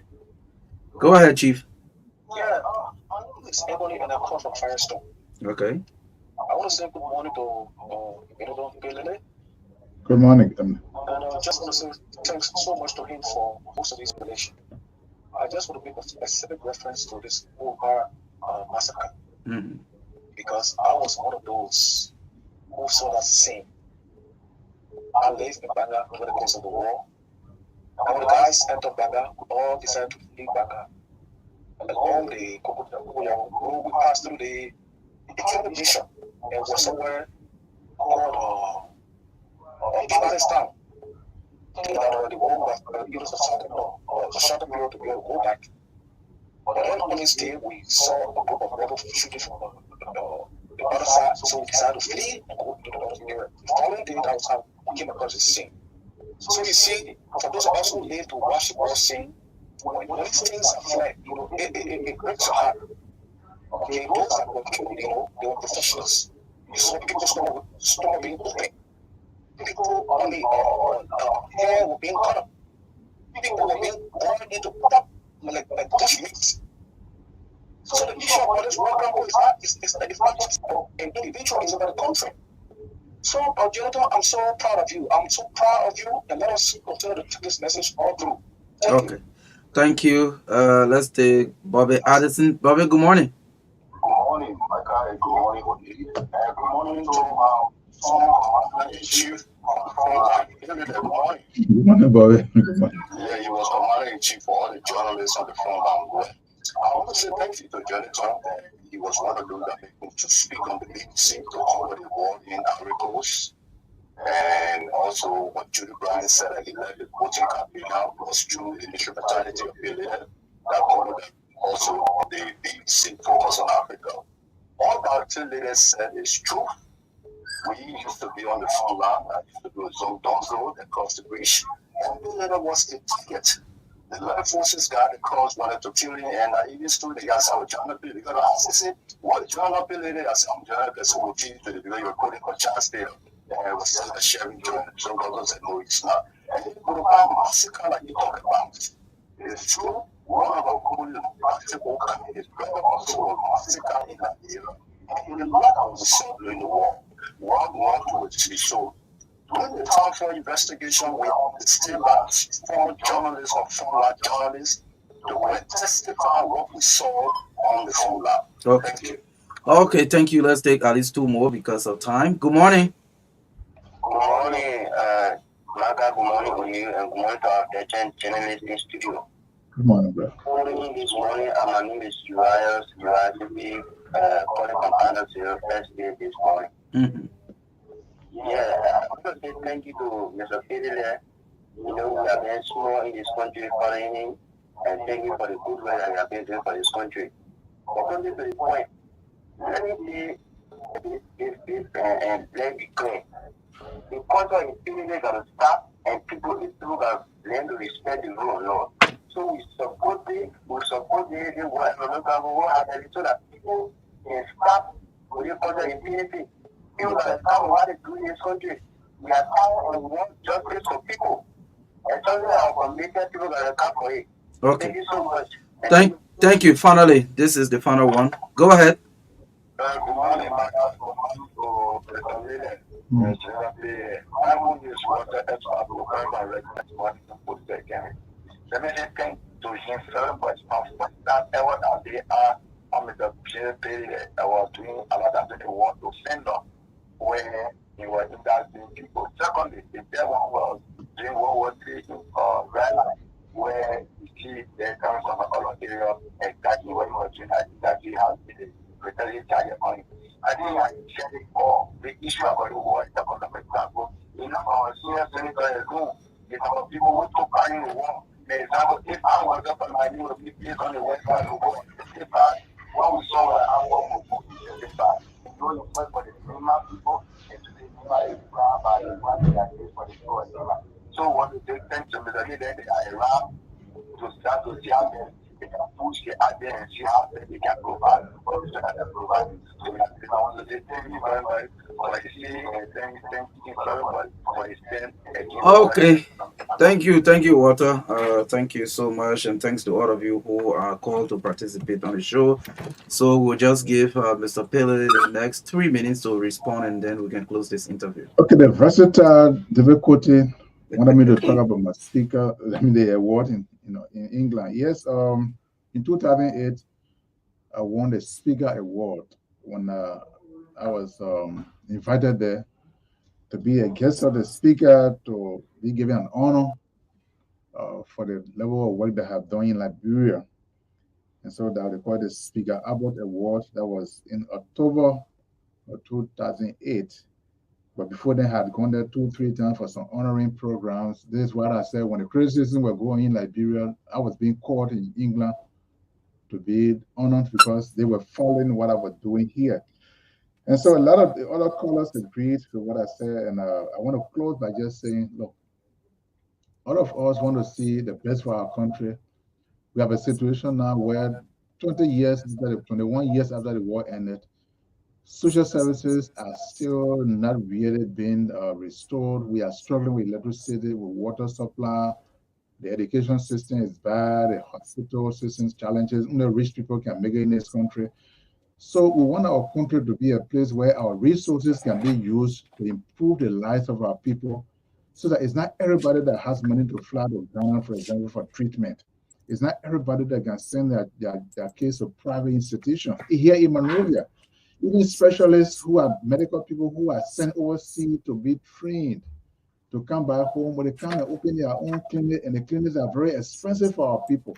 So if we make our country to be a place of law, the resources will be available for these things to be put in place so that everybody is happy to live in Liberia. You can send your child to Kingsville or community school. The facilities that will be there will just be the same facility that you can find in a Cali school and other private schools across the country. Hospital will have drugs. All of us will have something so that we can be happy to be home. That's all we want to say. Once you have impunity to take over the running of our country, things will continue the way to be the way they are. So when we are making this call, it is about our hope and desire to see a better Liberia, because this is a piece of place that God has given to us, and we have the resources here. We can have all these resources, the diamonds, the gold. I mean, the forest. Liberia alone still accounts for 45% of the rainforest left in the whole of West Africa. So we want these resources to bless our country so that we can say, well, we are happy to live home, because it's not everybody that wants to go away. So the call for this is about just making people to say, well, during the war, this is what I did, and what people are saying I did was what I did not do, or what I did, and I apologize for that, so that we can put it past behind. But we can't sweep everything under the carpet and just live that the international community will not take us seriously. Okay. Well, thank you so much for coming this morning. We hope we can have you here another time. Thank you. My pleasure, and thank you so much for the good work that you are doing here, and let's hope for the better. Thank you. Okay, he is Jonathan Pelele from BBC correspondent to Liberia. He's now into politics. He was former representative Canada in District Number 8, Nemba County. So coming up briefly, we will have sports this morning with Naomi Tapia here on the TBS on Truth 96.1 FM. The heart and soul of Liberia, and this is where national immunity begins. So briefly, we bring you sports on the TBS.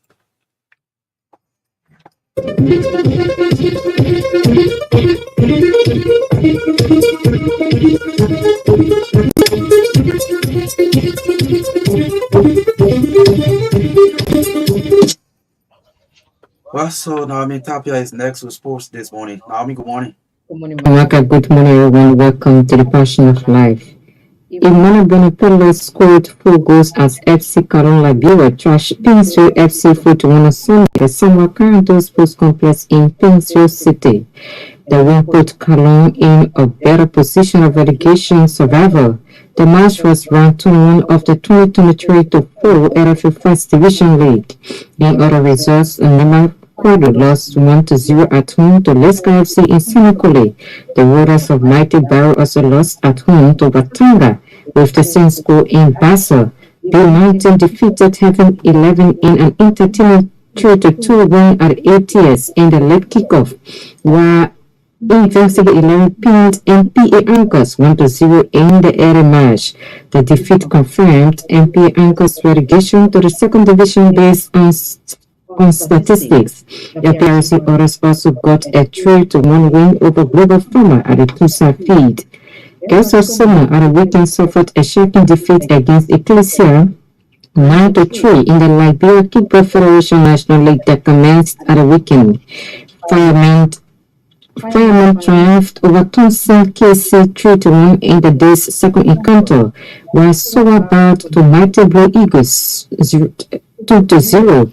Brazilian girls suffered a narrowed 4-5 rounds defeat against Aries in the day's fourth encounter to prove supremacy over one of the oldest teams in the sport history. Success Kickball Club dread GSA Kickball Club 10-3, and Girls of Zion managed a 3-1 victory against Kamara Kickball Club, former defending champions Community Youth Empowerment or CYE, were overpowered by Destiny Kickball Club 5-4 to complete Saturday's fixtures. In Sunday's results, Kesari Kano United or KK United came out victorious over Saras 4-2 in the day's first encounter, while United Sisters succumbed to Yarmouth's pressure by conceding 7-4 home runs defeat. Balance with Superstars and Supreme settled for a 1-all draw in continuation of the league. Brighton pinned Amazon 1-0, while Ghost United bowed to Axe Sisters 2-4. Clubs President Association of Liberia Chairperson Chris J.P. has reached Muslims the best as they observe the month of Ramadan. In a statement issued on Monday, whilst Ramadan is a time of blessing, and it is a special month in which God will spur and directs the path of his followers during the fasting. The Liberian businessman recently declared his intention to contest the Liberia Football Association presidency in April 2026 elective Congress. This message comes at a time when sports events continues amidst the observance of the holy month. Chris J.P. urged athletes observing Ramadan to monitor their health and be guided throughout, emphasizing the importance of discipline and commitment both in sports and in observing the month of Ramadan. Mohamed Traore scored 27 points as Sisters Mongols pulled a surprise win over LPRC Oilers in the three of the National Basketball League with 74-62 points at the weekend. The Ghanaian also provided 4 assists and 4 rebounds to mark a promising start for coach GC Boys. In the female division, Visionaries were defeated by Destiny Queens, while Georgia Warriors beat the Rockets 55-50 points in the low second division. Manchester City goalkeeper Edison is sentenced up to 4 weeks with the muscle injury he sustained in Sunday's Premier League draw with Liverpool. Edison was hurt when he fouled Chicago Darwin for a Liverpool penalty, from which the host equalized. Although the Brazilian carried on after receiving treatment, he had to be replaced soon after by Stephen Ortega. Edison 30 is set to miss City's next Premier League game at home to title rivals Arsenal on 31. That's all from our sports desk.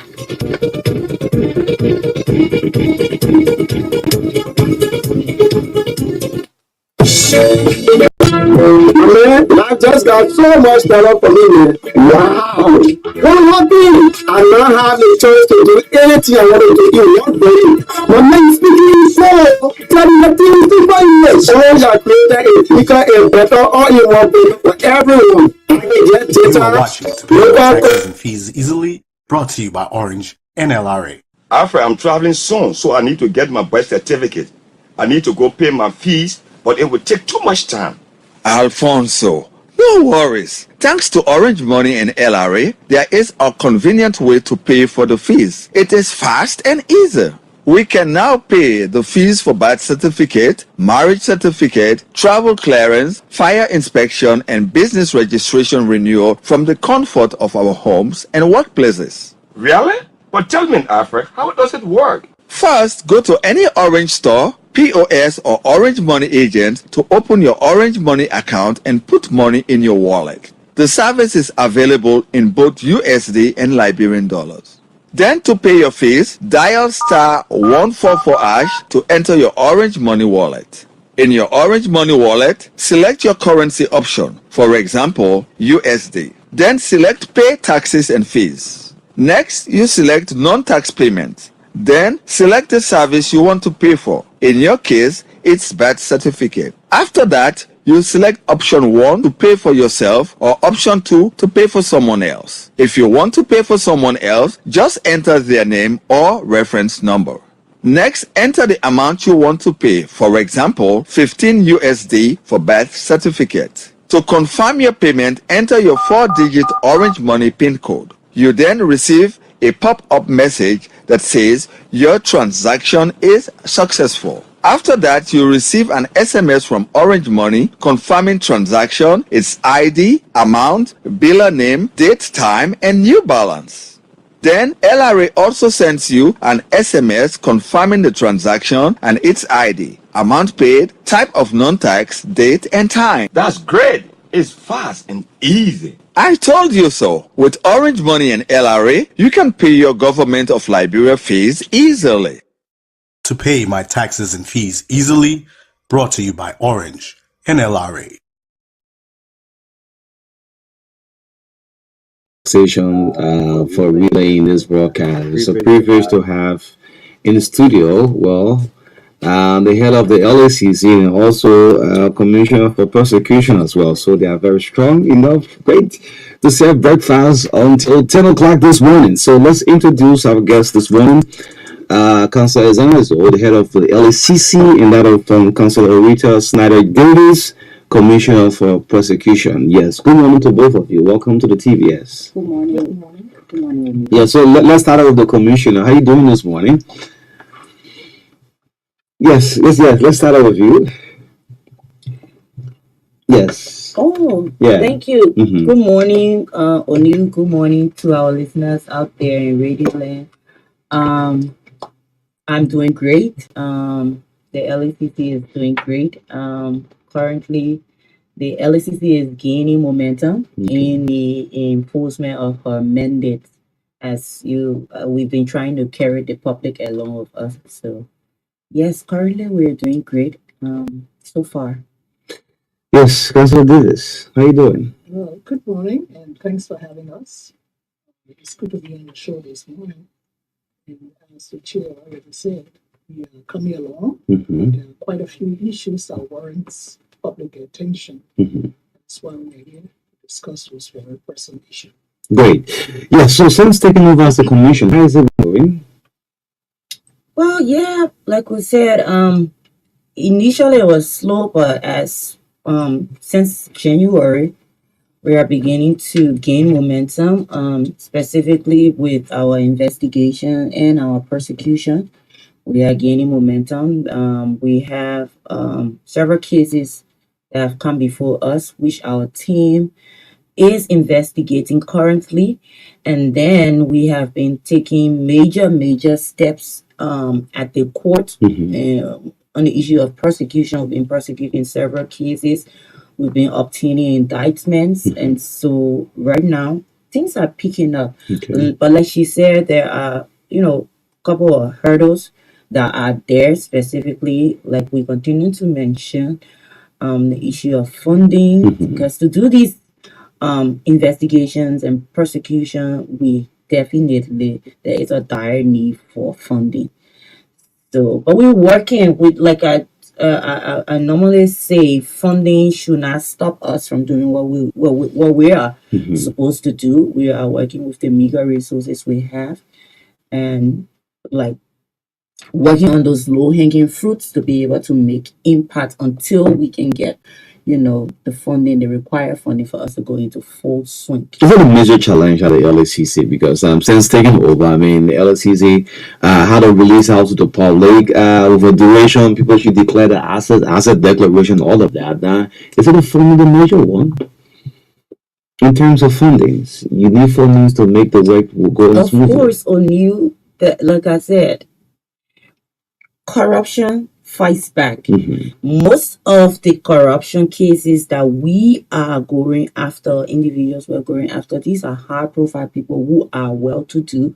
They have for lack of a better word, they have stolen money that they have to their advantage. And so how our society is. You're going after people, and for example, you're going to ask a police officer to go and arrest somebody, and you don't even have the funding to facilitate the arrest. That police officer will go there, and that person will just tell the police officer, "Hey, go tell the people you didn't see me." So funding is a major issue. When I say funding, it has to do with logistics. We need vehicles. The institution does not have vehicles. When we took over, there was only 2 vehicles running over there. One that is with me, and the other one, one of the commissioners there was using.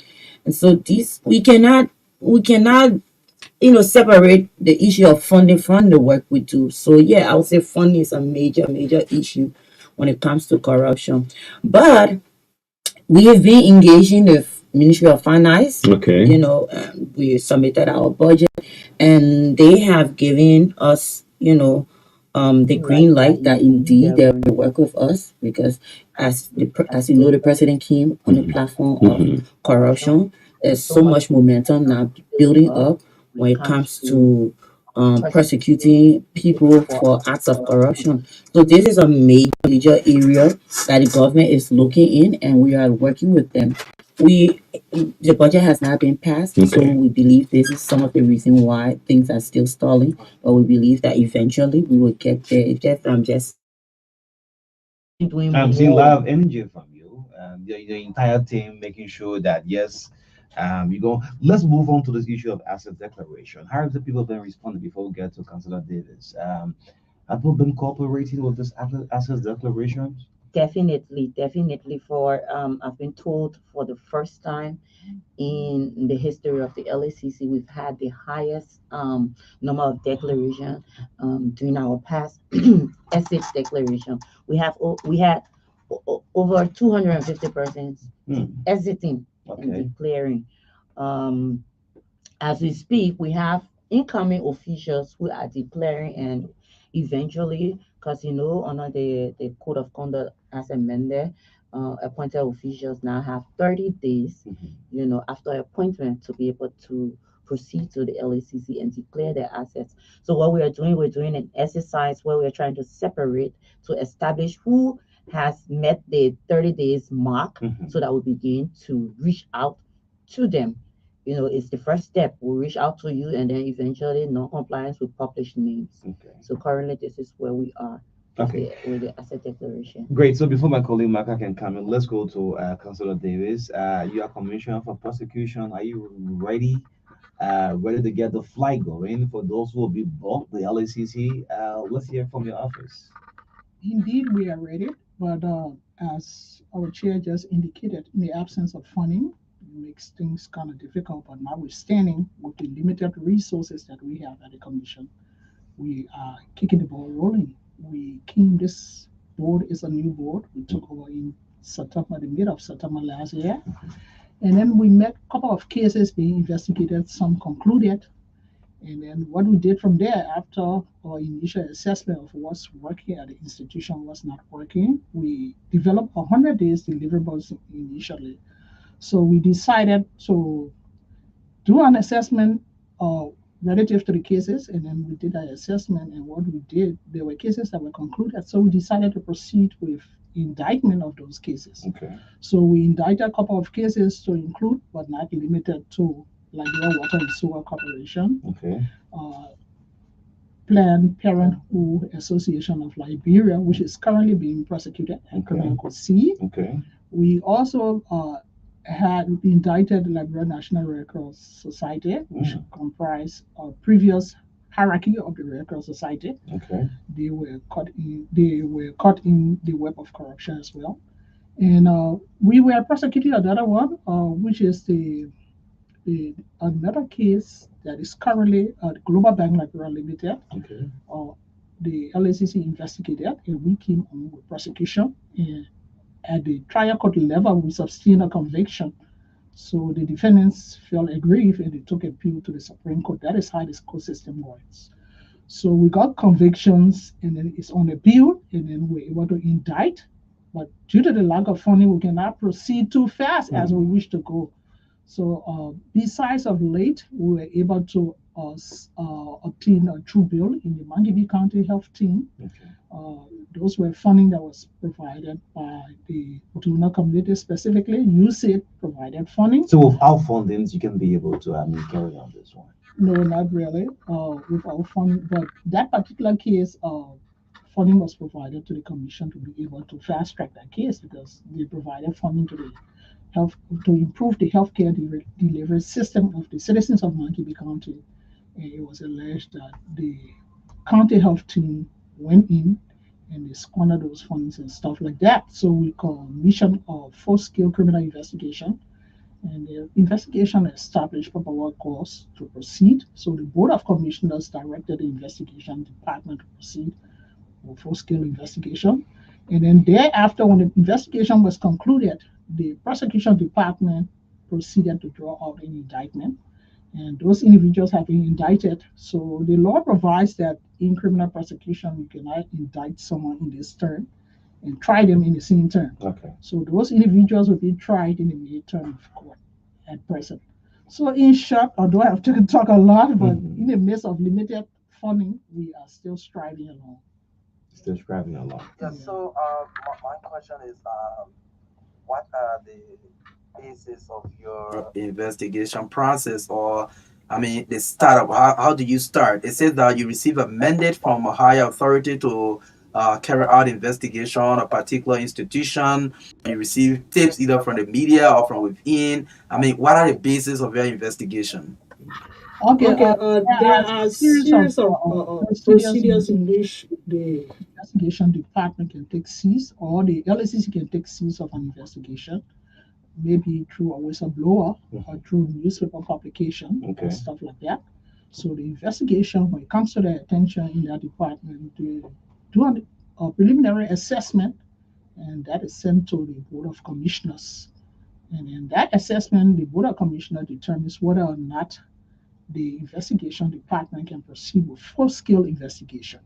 And if the board is convinced that the evidence from the assessment is substantive enough to proceed, the board authorizes the investigation department to proceed with full-scale investigation. And then they'll go through that process. And at the end of the investigative report, they send it to prosecution and the chairperson. So prosecution has a responsibility as well, consistent with our new act, LACC Act, to look into that report thoroughly and determine whether or not it provides probable cause to proceed with prosecution. If we are convinced, we do a separate report to the Board of Commissioners, recommending that indeed this report, the evidence adduced by the prosecution, by the investigation, is substantive enough, Okay. and then we should proceed with investigation to draw an indictment to proceed with prosecution. And that the board is the highest decision maker of the institution. The board. The Board of Commissioners, Okay. headed by the executive chairperson, other so, commissioners. so let me just come in. I think his question was whether we get mandate from a higher up to prosecute. The answer is no. We have sources from which we obtain information. Those sources are not limited to what she just disclosed, but there is this GSE audit. Okay. We have whistleblowers. Okay. We have the bank statements. So those are sources. Initially, we had to wait for the Ministry of Justice, in keeping with the previous act, the Act of 2008. Okay. The process was, when the LACC does investigation, the cases had to be submitted to the Justice Ministry for the Justice Ministry to assess and then decide which cases they will mandate the LACC to proceed with. Unlike the previous, procedure, now the new act gave us direct prosecutorial power, so we don't have to wait. We don't have to wait for mandate from anybody. Anywhere. Yeah. Okay. Proceed to court. Okay, so a couple of days ago, the President Joseph Boyka, set up this asset recovery team. Do you think this team is going to undermine the LACC? I mean, on the social media, everybody just run with this asset recovery team, a new team set up by the president. Now you have the LACC. What's your take on this one? Well, the word undermine, I would just don't want to use maybe that. overshadows the working of the interfere. LACC. Or the LACC has the mandate to recover stolen assets in keeping with our act on behalf. Stolen assets on behalf of government, and we believe statutorily we have that mandate.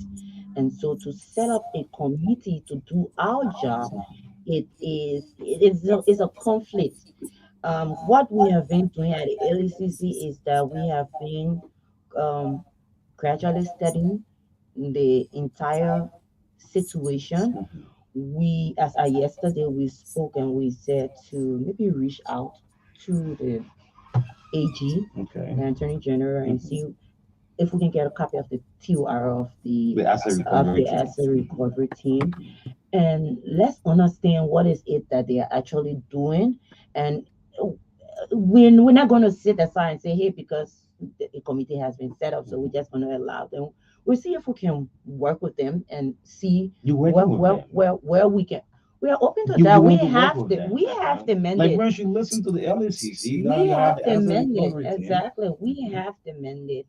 And so we think it's something that, we can collaborate. We So a renowned NGO institution in the country, Central, had a press conference yesterday and called on the president to dissolve that team because it will be usurping the function of the LACC. What do you say to that? So basically, the fight against corruption is a holistic fight. Okay. And as we've been saying here, we are the LOCC. When we took over, first and foremost, the issue of funding has greatly affected our staffing. So we are not decentralized. We didn't have a lot of staff that will really, work to do everything when it comes to corruption. And so the president, in his wisdom, decided to set up this asset recovery team that would come in, to go after assets, both locally and internationally. We think it's not a bad idea. However, it should be routed through the LACC. And this is where we're coming from. This is we are concerned about the fact that the functions that have been statutorily given to the LACC is now being placed in the hand of a committee. Notwithstanding, we are saying, hey, we want to engage them. What is it that you guys are doing, that where can we come in this process?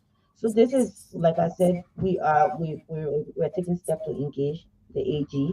Let's see where we can come in and then resolve it. We don't want to have a situation where we going back and forth on the issue of asset recovery. Then it takes away from the process. Instead of us having one direction, and going after those individuals, will begin to bigger among ourselves and then defeat the entire process. So as we speak, we're going to engage The AG. the AG and then see where we can come in. If when we do the engagement and If they're the two like, are at this team, let's if put it this way: the the two two hours, the asset recovery team, that of the LACC, carry on the same function. What happens? basically we will come in and move the committee to route the work through the LACC. That has to be the procedure. We were there a couple of years ago. We saw the asset recovery that was set up previously. They didn't go anywhere because why? They did not get the LACC involved. We want a repeat of such situation? No. And I believe all those individuals on the committee are individuals who understand. Once we can sit at the Are you table. willing to work with the asset recovery team? How does it work along with the LACC? When you find your findings, your investigation, your report, channel it through the LACC. Is that okay enough? Definitely, I said the fight against corruption is a holistic fight. LACC normally will collaborate with law enforcement institution. We want to collaborate. So the catchword is collaboration. We will work with in as much as we can work with law enforcement, even though we have police power, but we can still work with police. We can work with other institutions. Okay. You know. So yes, my next question is to the commissioner on investigation. Yes, prosecution. Prosecution. Sorry. Yes. So one thing that the LACC craved over the years were the power to prosecute, which you have now. You have several investigations ongoing. You have cases. Tell us that you have this power now. What assurance can you give the public when it comes to these cases? The public can be assured that at least with the direct prosecutorial power, we will have the opportunity of directly investigating and indicting anyone who is found culpable from our investigative reports or indictment. But we have a limitation in the absence of specialized anti-corruption court. Right now, as we speak in Montserrat County, and because of the density of the population, the court's dockets are overcrowded. It's only criminal court C at the Temple of Justice that has jurisdiction to prosecute theft-related offenses and corruption-related offenses. And as we speak, the dockets of criminal court C is very overcrowded. So, in engaging our relevant stakeholders, specifically members of the national legislature, we requested them to aid the LACC in seeing reason to establish the corruption court.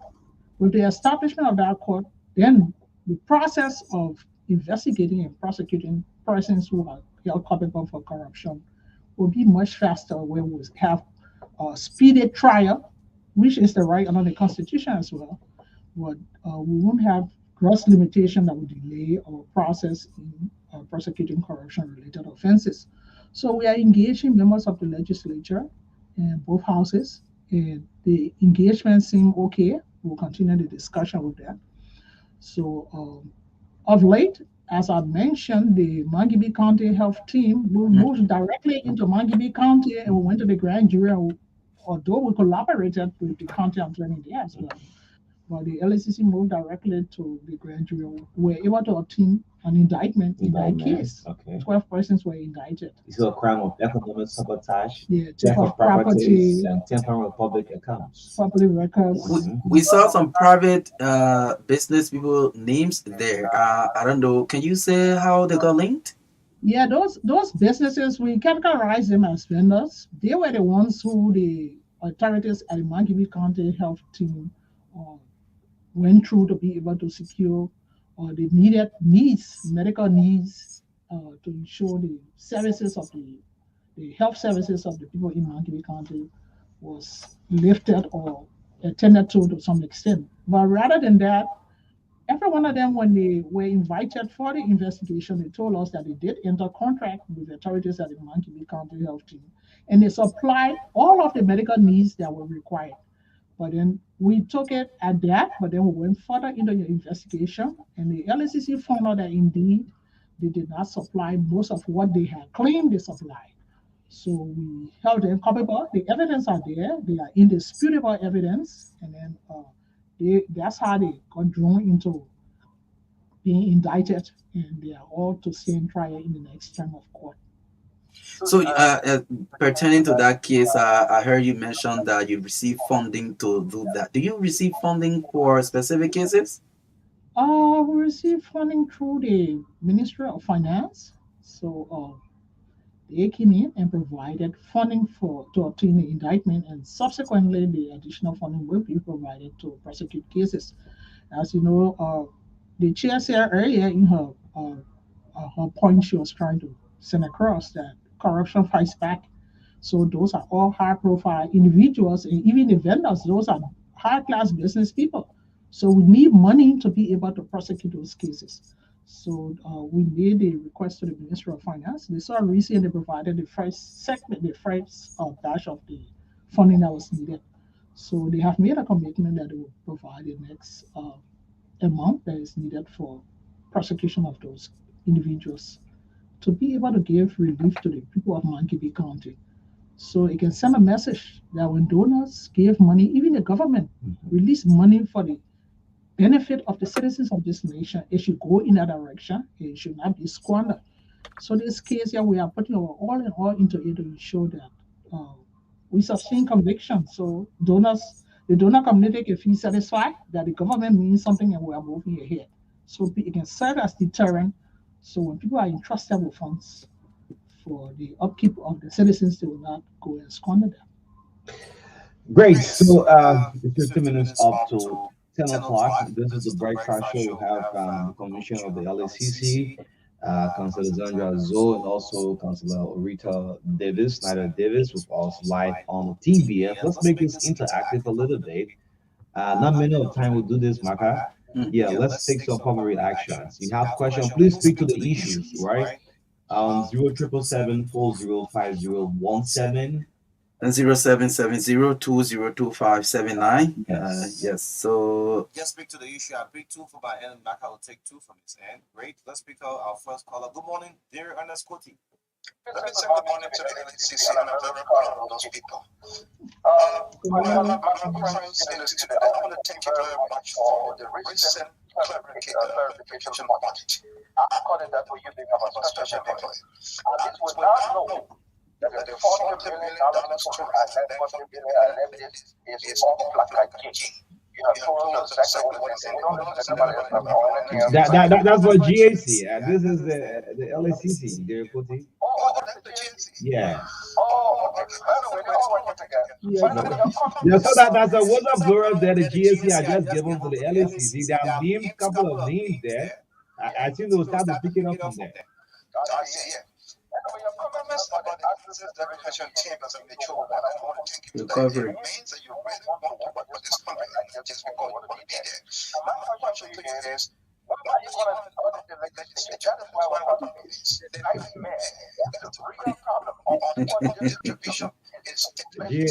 They were asking that question to the GAC for the auditing. What the GAC will have come up when they come up with findings, and then they will investigate, they will prosecute. Thank you.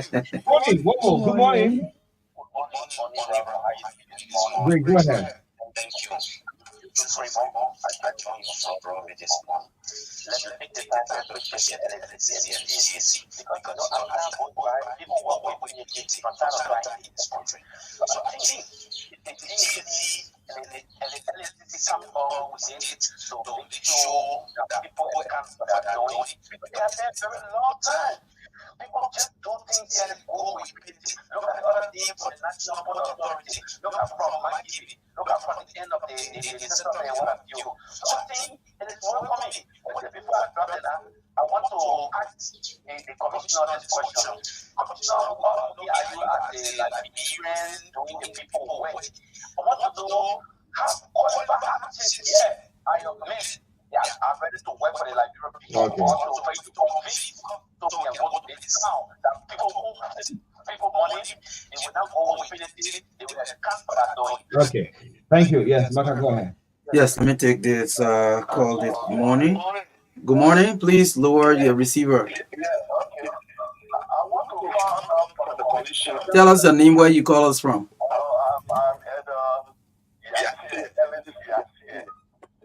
When every morning, the sponsor guys for leaders that were then tapped into corruption, and up to now, the previous government did not try them. Whether this previous one, the commissioner that he wanted there, will take over the issue. Okay, let's just okay. Thank you. Good morning. Good morning, Marka. Good morning to O'Neill and still guests. I'm Daniel Johnson from Abel Firestone. Let me appreciate the LSCC, their entire thing. I think they're doing extremely well. But my question today this morning is, people who are being indicted by the LSCC, do they go trying on them? And finally, will the LSCC workers, especially the commissioner and all, declare their assets public to the public? Okay. Thank you. All right. Great. So, too, Marka, you should mean the morning. Good No, morning. Good morning again to Marka. This is Belton Yoko. I've been sent to the two councillors in studio. I think they are fair on, but what I can say now and what we all need to start saying is that we should be able to talk to the government. So the government can make money and beautiful for the people to be able to use to transform them for this country. This government campaign, one I can remember when the campaign was around, they were people who are all extreme work. So it's fair now that we can prosecute those who are all extreme work. I want us to put everything and we'll cut all the power come out of jail to give it to them so that they can prosecute those who are stolen the money that's supposed to carry like grandchildren to school, that's supposed to pay teachers, that's supposed to pay students to pay their school fees. I think we'll pay all to our parents so that they can pay their fees. Thank you very much. Thank you. One more from my end. Good morning.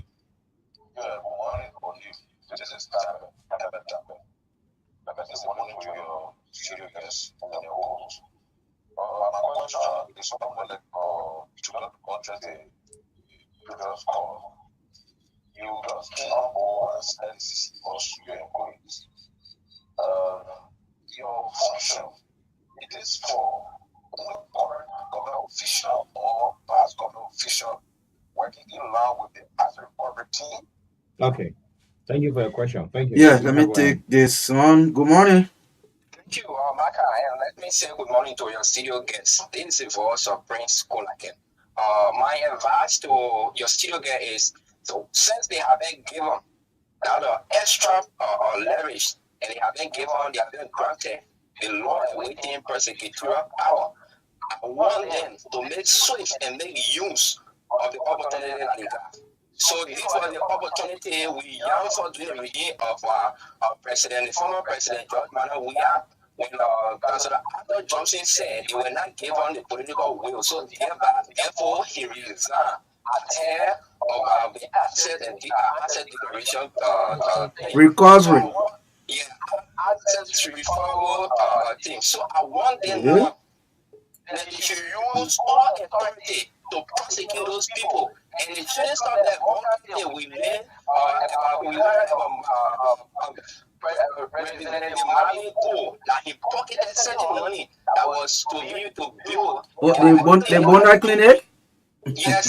So I want them to go there too and carry on their investigation. If possible, let all of those people that embezzle the money that should have built that referral clinic for the people, let them be brought to book and let them restitute everything that they took. Thanks for the Yes, I think this is my final call. Good morning. Good morning. Yeah. And the people of Union. I love Trustee so much here. And I told him from all that you couldn't take. I'm listening to the commissioners from the LCC, and I just want to make a follow-up question to them. Like the issue we have with my case where 11 of our health workers from the health team have been indicted. What is the next step? Are they going to be prosecuted by the LCC? So I want to know the next question of where after this indictment. Okay. Okay. Thank you. Yes, so just yes, we have 7 minutes up to 9 o'clock. Let's listen up to the commissioners. Yes, you listen up to the callers. So the first one was Mr. Freeman. His question was, how sincere are we that we're going to work for the Liberian people? I would just want to say to the Liberian people, there's this notion that's been coming back to this new board of commissioners that we have been placed there by the former president, and so because of that, we will not take step to actively, do our work because we are being compromised. Let me say today, the recruitment process for this board of commissioners, if you the act is there, it's on our website, is there. The new act does not give the president the power to solely nominate or appoint the board of commissioners. We went through a competitive process. We went through a process that was spearheaded by a committee that was made out of 8 different individuals representing 8 different sectors of our society, including the civil society, the international community, the media, and the Liberian National Bar Association. We went through a rigorous process where we went through interviews that we sat in front of those people for interview for over 2 hours, just questioning, bombarding us, just to see our capability, our qualification. We went through that process. We were selected. It was 14 persons that was selected, and then the name was forwarded to the president. It was out of that 14 names that he selected this 7 board of commissioners. When we went for confirmation, this question was posed to us, and we have consistently maintained that this board of commissioners does not have any political influence. We are here to work for the Liberian people. Some of us, in fact, most of us, we have people who coming from overseas. We're not in any way involved in politics. We're not connected to any like political party, involved in politics where we were out there and seeing. And this is the reason why when we went for confirmation hearing, when people go for confirmation hearing, people would just bring things that they know about you, but they didn't have anything to say about us. The major contention at our confirmation hearing was, that we came from 2, counties. Okay. And we've passed that stage. What more? I mean, we are beginning to demonstrate through the work that we are doing. We don't care whether you are past official or present official. If you are required under the code of conduct, under the LACC Act to do something and you don't do it, we'll come after you. So it's not without any fear or favor. This board of commissioner, we are ready to work on behalf of the Liberians, and we just want to assure the public of that. Okay. For the leges, there's a question that came up regarding the leges. Yes. I will just like my colleague, the prosecution, to just handle it. To just address it because they handle the leges case. Yes, Councilor Davis.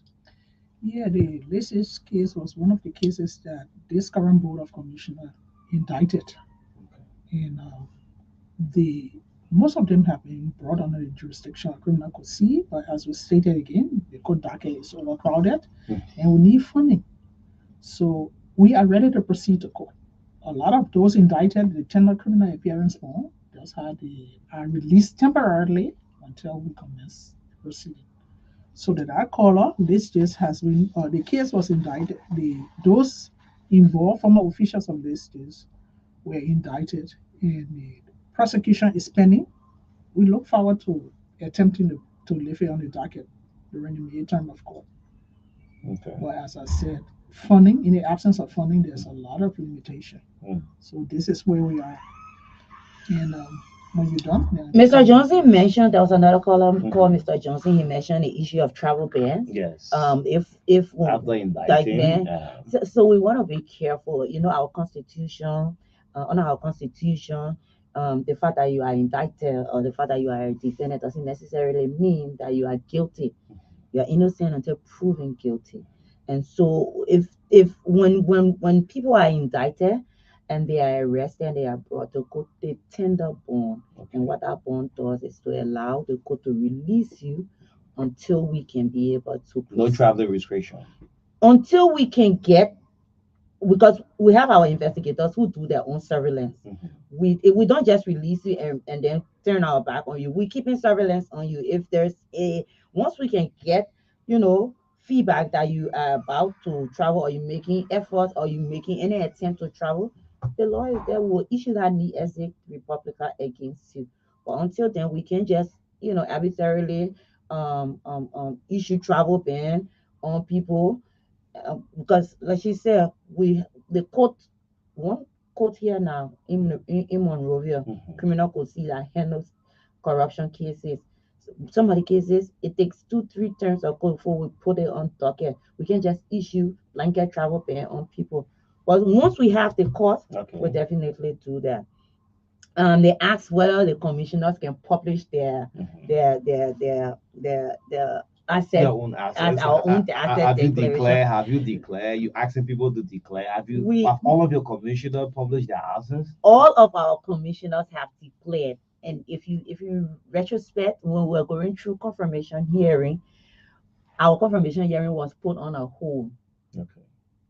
We were asked to leave confirmation hearing and go and declare our asset. Okay. And that when we declare and we submitted our receipts, official receipt from the LACC to the committee, then headed by Senator Topa, and that was based on that we were able to go through confirmation hearing. So this entire board of commissioners, we have declared the issue of asset declaration. If there for any reason, God forbid, there's an issue regarding corruption with any of the commissioner at the LACC, our assets that we have declared are there. Whatever information they have, they can just compare it and see, and then make their own judgment as to whether monies were stolen by this board of commissioner and used, to acquire additional assets. But to answer the question, we have declared and we have submitted copies of our receipts to the legislature. Our function. The other person asked, Mr. Tapper asked if our function, the mandate of the LACC covers everybody, or it only cover outgoing government officials or only incoming officials. Our function cover every anything that has to do with corruption, whether in the public sector, we even go to the private sector, private sector, incoming officials, outgoing officials, generally acts of corruption as defined in our penal code. So our action, our mandate covers everyone. So I don't know if there's any Yeah, other thing one that of the we. callers spoke about whether we are going all the way back. We have built on our criminal procedure law what we call statute of limitation. The statute of limitation requires that from the date the commission of that corruption came to the attention of authority, Okay. the statute starts to toll. Okay. So 5 years from that period, if nothing is done, you come and indict someone and you proceed to court. The lawyer can do what's necessary to dismiss the indictment. So we have 5 years from the date it came to our attention that that crime was committed. So the statute of limitation, we have to be very careful when drawing on indictment before our effort be wasted. So besides the 5 years period, another caller was inquiring as to whether or not we will proceed to prosecute the Monkey County Health Team. As I said earlier, our criminal procedure law requires that you cannot indict in this term and prosecute at the same time in the same term. So they have been indicted in this term. We look forward to prosecuting them in the May term of court. And I talk about this case, and the investigators and prosecutors at the LACC, they are competent men and women who have the relevant expertise to do their job. Those investigators, they proceed as long as the logistics are provided, funding in general are provided for them to carry out the investigation and prosecution. They usually proceed with that. We can guarantee the public our investigators and prosecutors are not those that can be bent easily. So when they have a piece of job to do, they go about doing that job and report back to the Board of Commissioners through the chairperson. Okay, yes, much have been said. So we're stressed of time.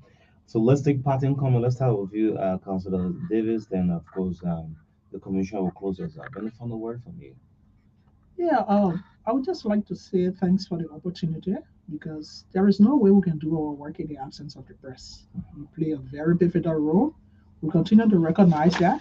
But when there are any issue relative to the work that we do at the commission, we request that the press just come and knock on the doors of the LACC because we had an incident the last time where a report came out in the Daily Observer newspaper. And we are certain if that reporter had done due diligence, if he had been patient to come to the authorities at the LACC, he wouldn't have lifted that report in the paper. But we did our disclaimer anyway.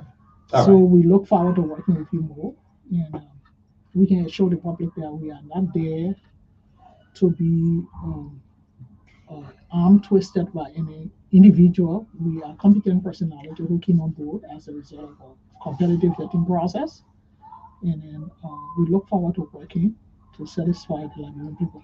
Thank you very much again. Great. Yes. Yes. Councilor Zoe, as you close up. Thank you. Let me add my voice to my colleague to say thank you to you for giving us the opportunity to always come. You know, part of our mandate is educating the public, and these are the engagements we're going to be doing from time to time with the public so that we can bring the public up to speed as to what we are doing currently at the LACC. We want to assure the public we are here to work on behalf of the Liberian people. We are not going to back down. This Board of Commissioner means business. On the issue of the newly set up asset recovery team, let me just close up to say thank you to Cental yesterday for flagging the issue. Because Cental is like our voice. Some of the things we can say as in our position as the LACC, they say it for us. We want to say thanks to the Central, and we want to join them to say yes, we agree with what they said, everything they said yesterday. We agree. The LACC has the statutory mandate for asset recovery, and so we believe that there's a need for the team to work together.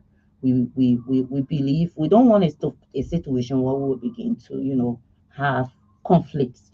So we're going to take the step to engage this team. Um, Again, we are in the process of setting up a hotline. Okay. We really we believe that there are a lot of things out there that the public knows. Like a whistleblower. Exactly. We have a whistleblower. We have the Whistleblower Protection Act, but then the medium through which they can directly reach out to us. You don't want to do a dedicated line. Where you won't have to pay. You can just dial that number, and you can be able to just, and we have officers of the LCC there to just take in your concerns or your complaints. Currently, we have the Talk It app. While we are setting up the hotline, we want to just let the public know that there's this app called the Talk It app. The TALKY is on Play Store. You can just go there, download it. It gives you the opportunity to report acts of corruption. Wow. Those, people, the public, people in the public that have the smartphone can do that. If you don't have the smartphone, this is where we say, hey, let's see how we can get a hotline to get people to reach out to the LACC. So again, we want to say thank you to the public. Thank you for your support, and you can rest assured we are going to work on behalf of the Liberian people. Corruption is a disease, it's a cancer that is eating away in our society. Our goal is to create a corruption-free society. There must be respect for the rule of law. There must be accountability. There must be transparency in our processes. We want to create a Liberia free from corruption. And so again, we say thank you, and we look forward to coming very soon again to engage the public. Coming from NPA, Central Bank, all over. Y'all get ready. Yes. Yeah, and that's I enjoy them. There are some of the callers that actually understand the workings, and that's why they're saying, "Hey, let the government come on now. Now that we are in action, let the government come on now to begin to to fund our. Once we can show the government once they begin to fund our works, the public will begin to get results. We begin to get results. Our efforts, Councillor forgot to mention, but our efforts, just the fact that we have begun to draw up indictment and indicting people, we have people who are coming out even, making payments. We begin we begin to collect, monies. Yeah. So it's part of the asset recovery. What in form of restitution? Restitution, which is allowed for under our law. Okay. It's lawful. If it even says, when you go to court, it's gonna takes it takes money, it takes time just to prove your case. But when we have situation where I know people talk about deterrence. Well, there's deterrence and then there's restitution. We have situation where people coming in and making restitution. That indictment is stay there. Okay. It's hanging over you. So when you complete, then we go back to the court and get a court to do the final ruling against you. Yes. Very briefly, the chair talked about restitution. We want the public to know that we do restitution with interest incurred on that money. Exactly. Because if the government had her money, she could have constructed roads at the time. But you decided to corrupt the system, so you were indicted. So if you are coming to negotiate with the prosecution to restitute, remember that we're going to calculate interest on that money. Interest. Yes. All right. Great. It's been wonderful sharing breakfast with the head of the LACC, Councillor Alexandra Zoe, and of course, head of prosecution, Councillor Rita Snyder Davis. Thank you so much. We'll be back on tomorrow. Tomorrow is a national holiday. On behalf of the entire team, Marka Davis, Rachel Lucini, Arthur Butler, my name is Oni Roberts, in the midst of all country friends. We'll see you on tomorrow. Have a blessed day. Bye-bye. Bye.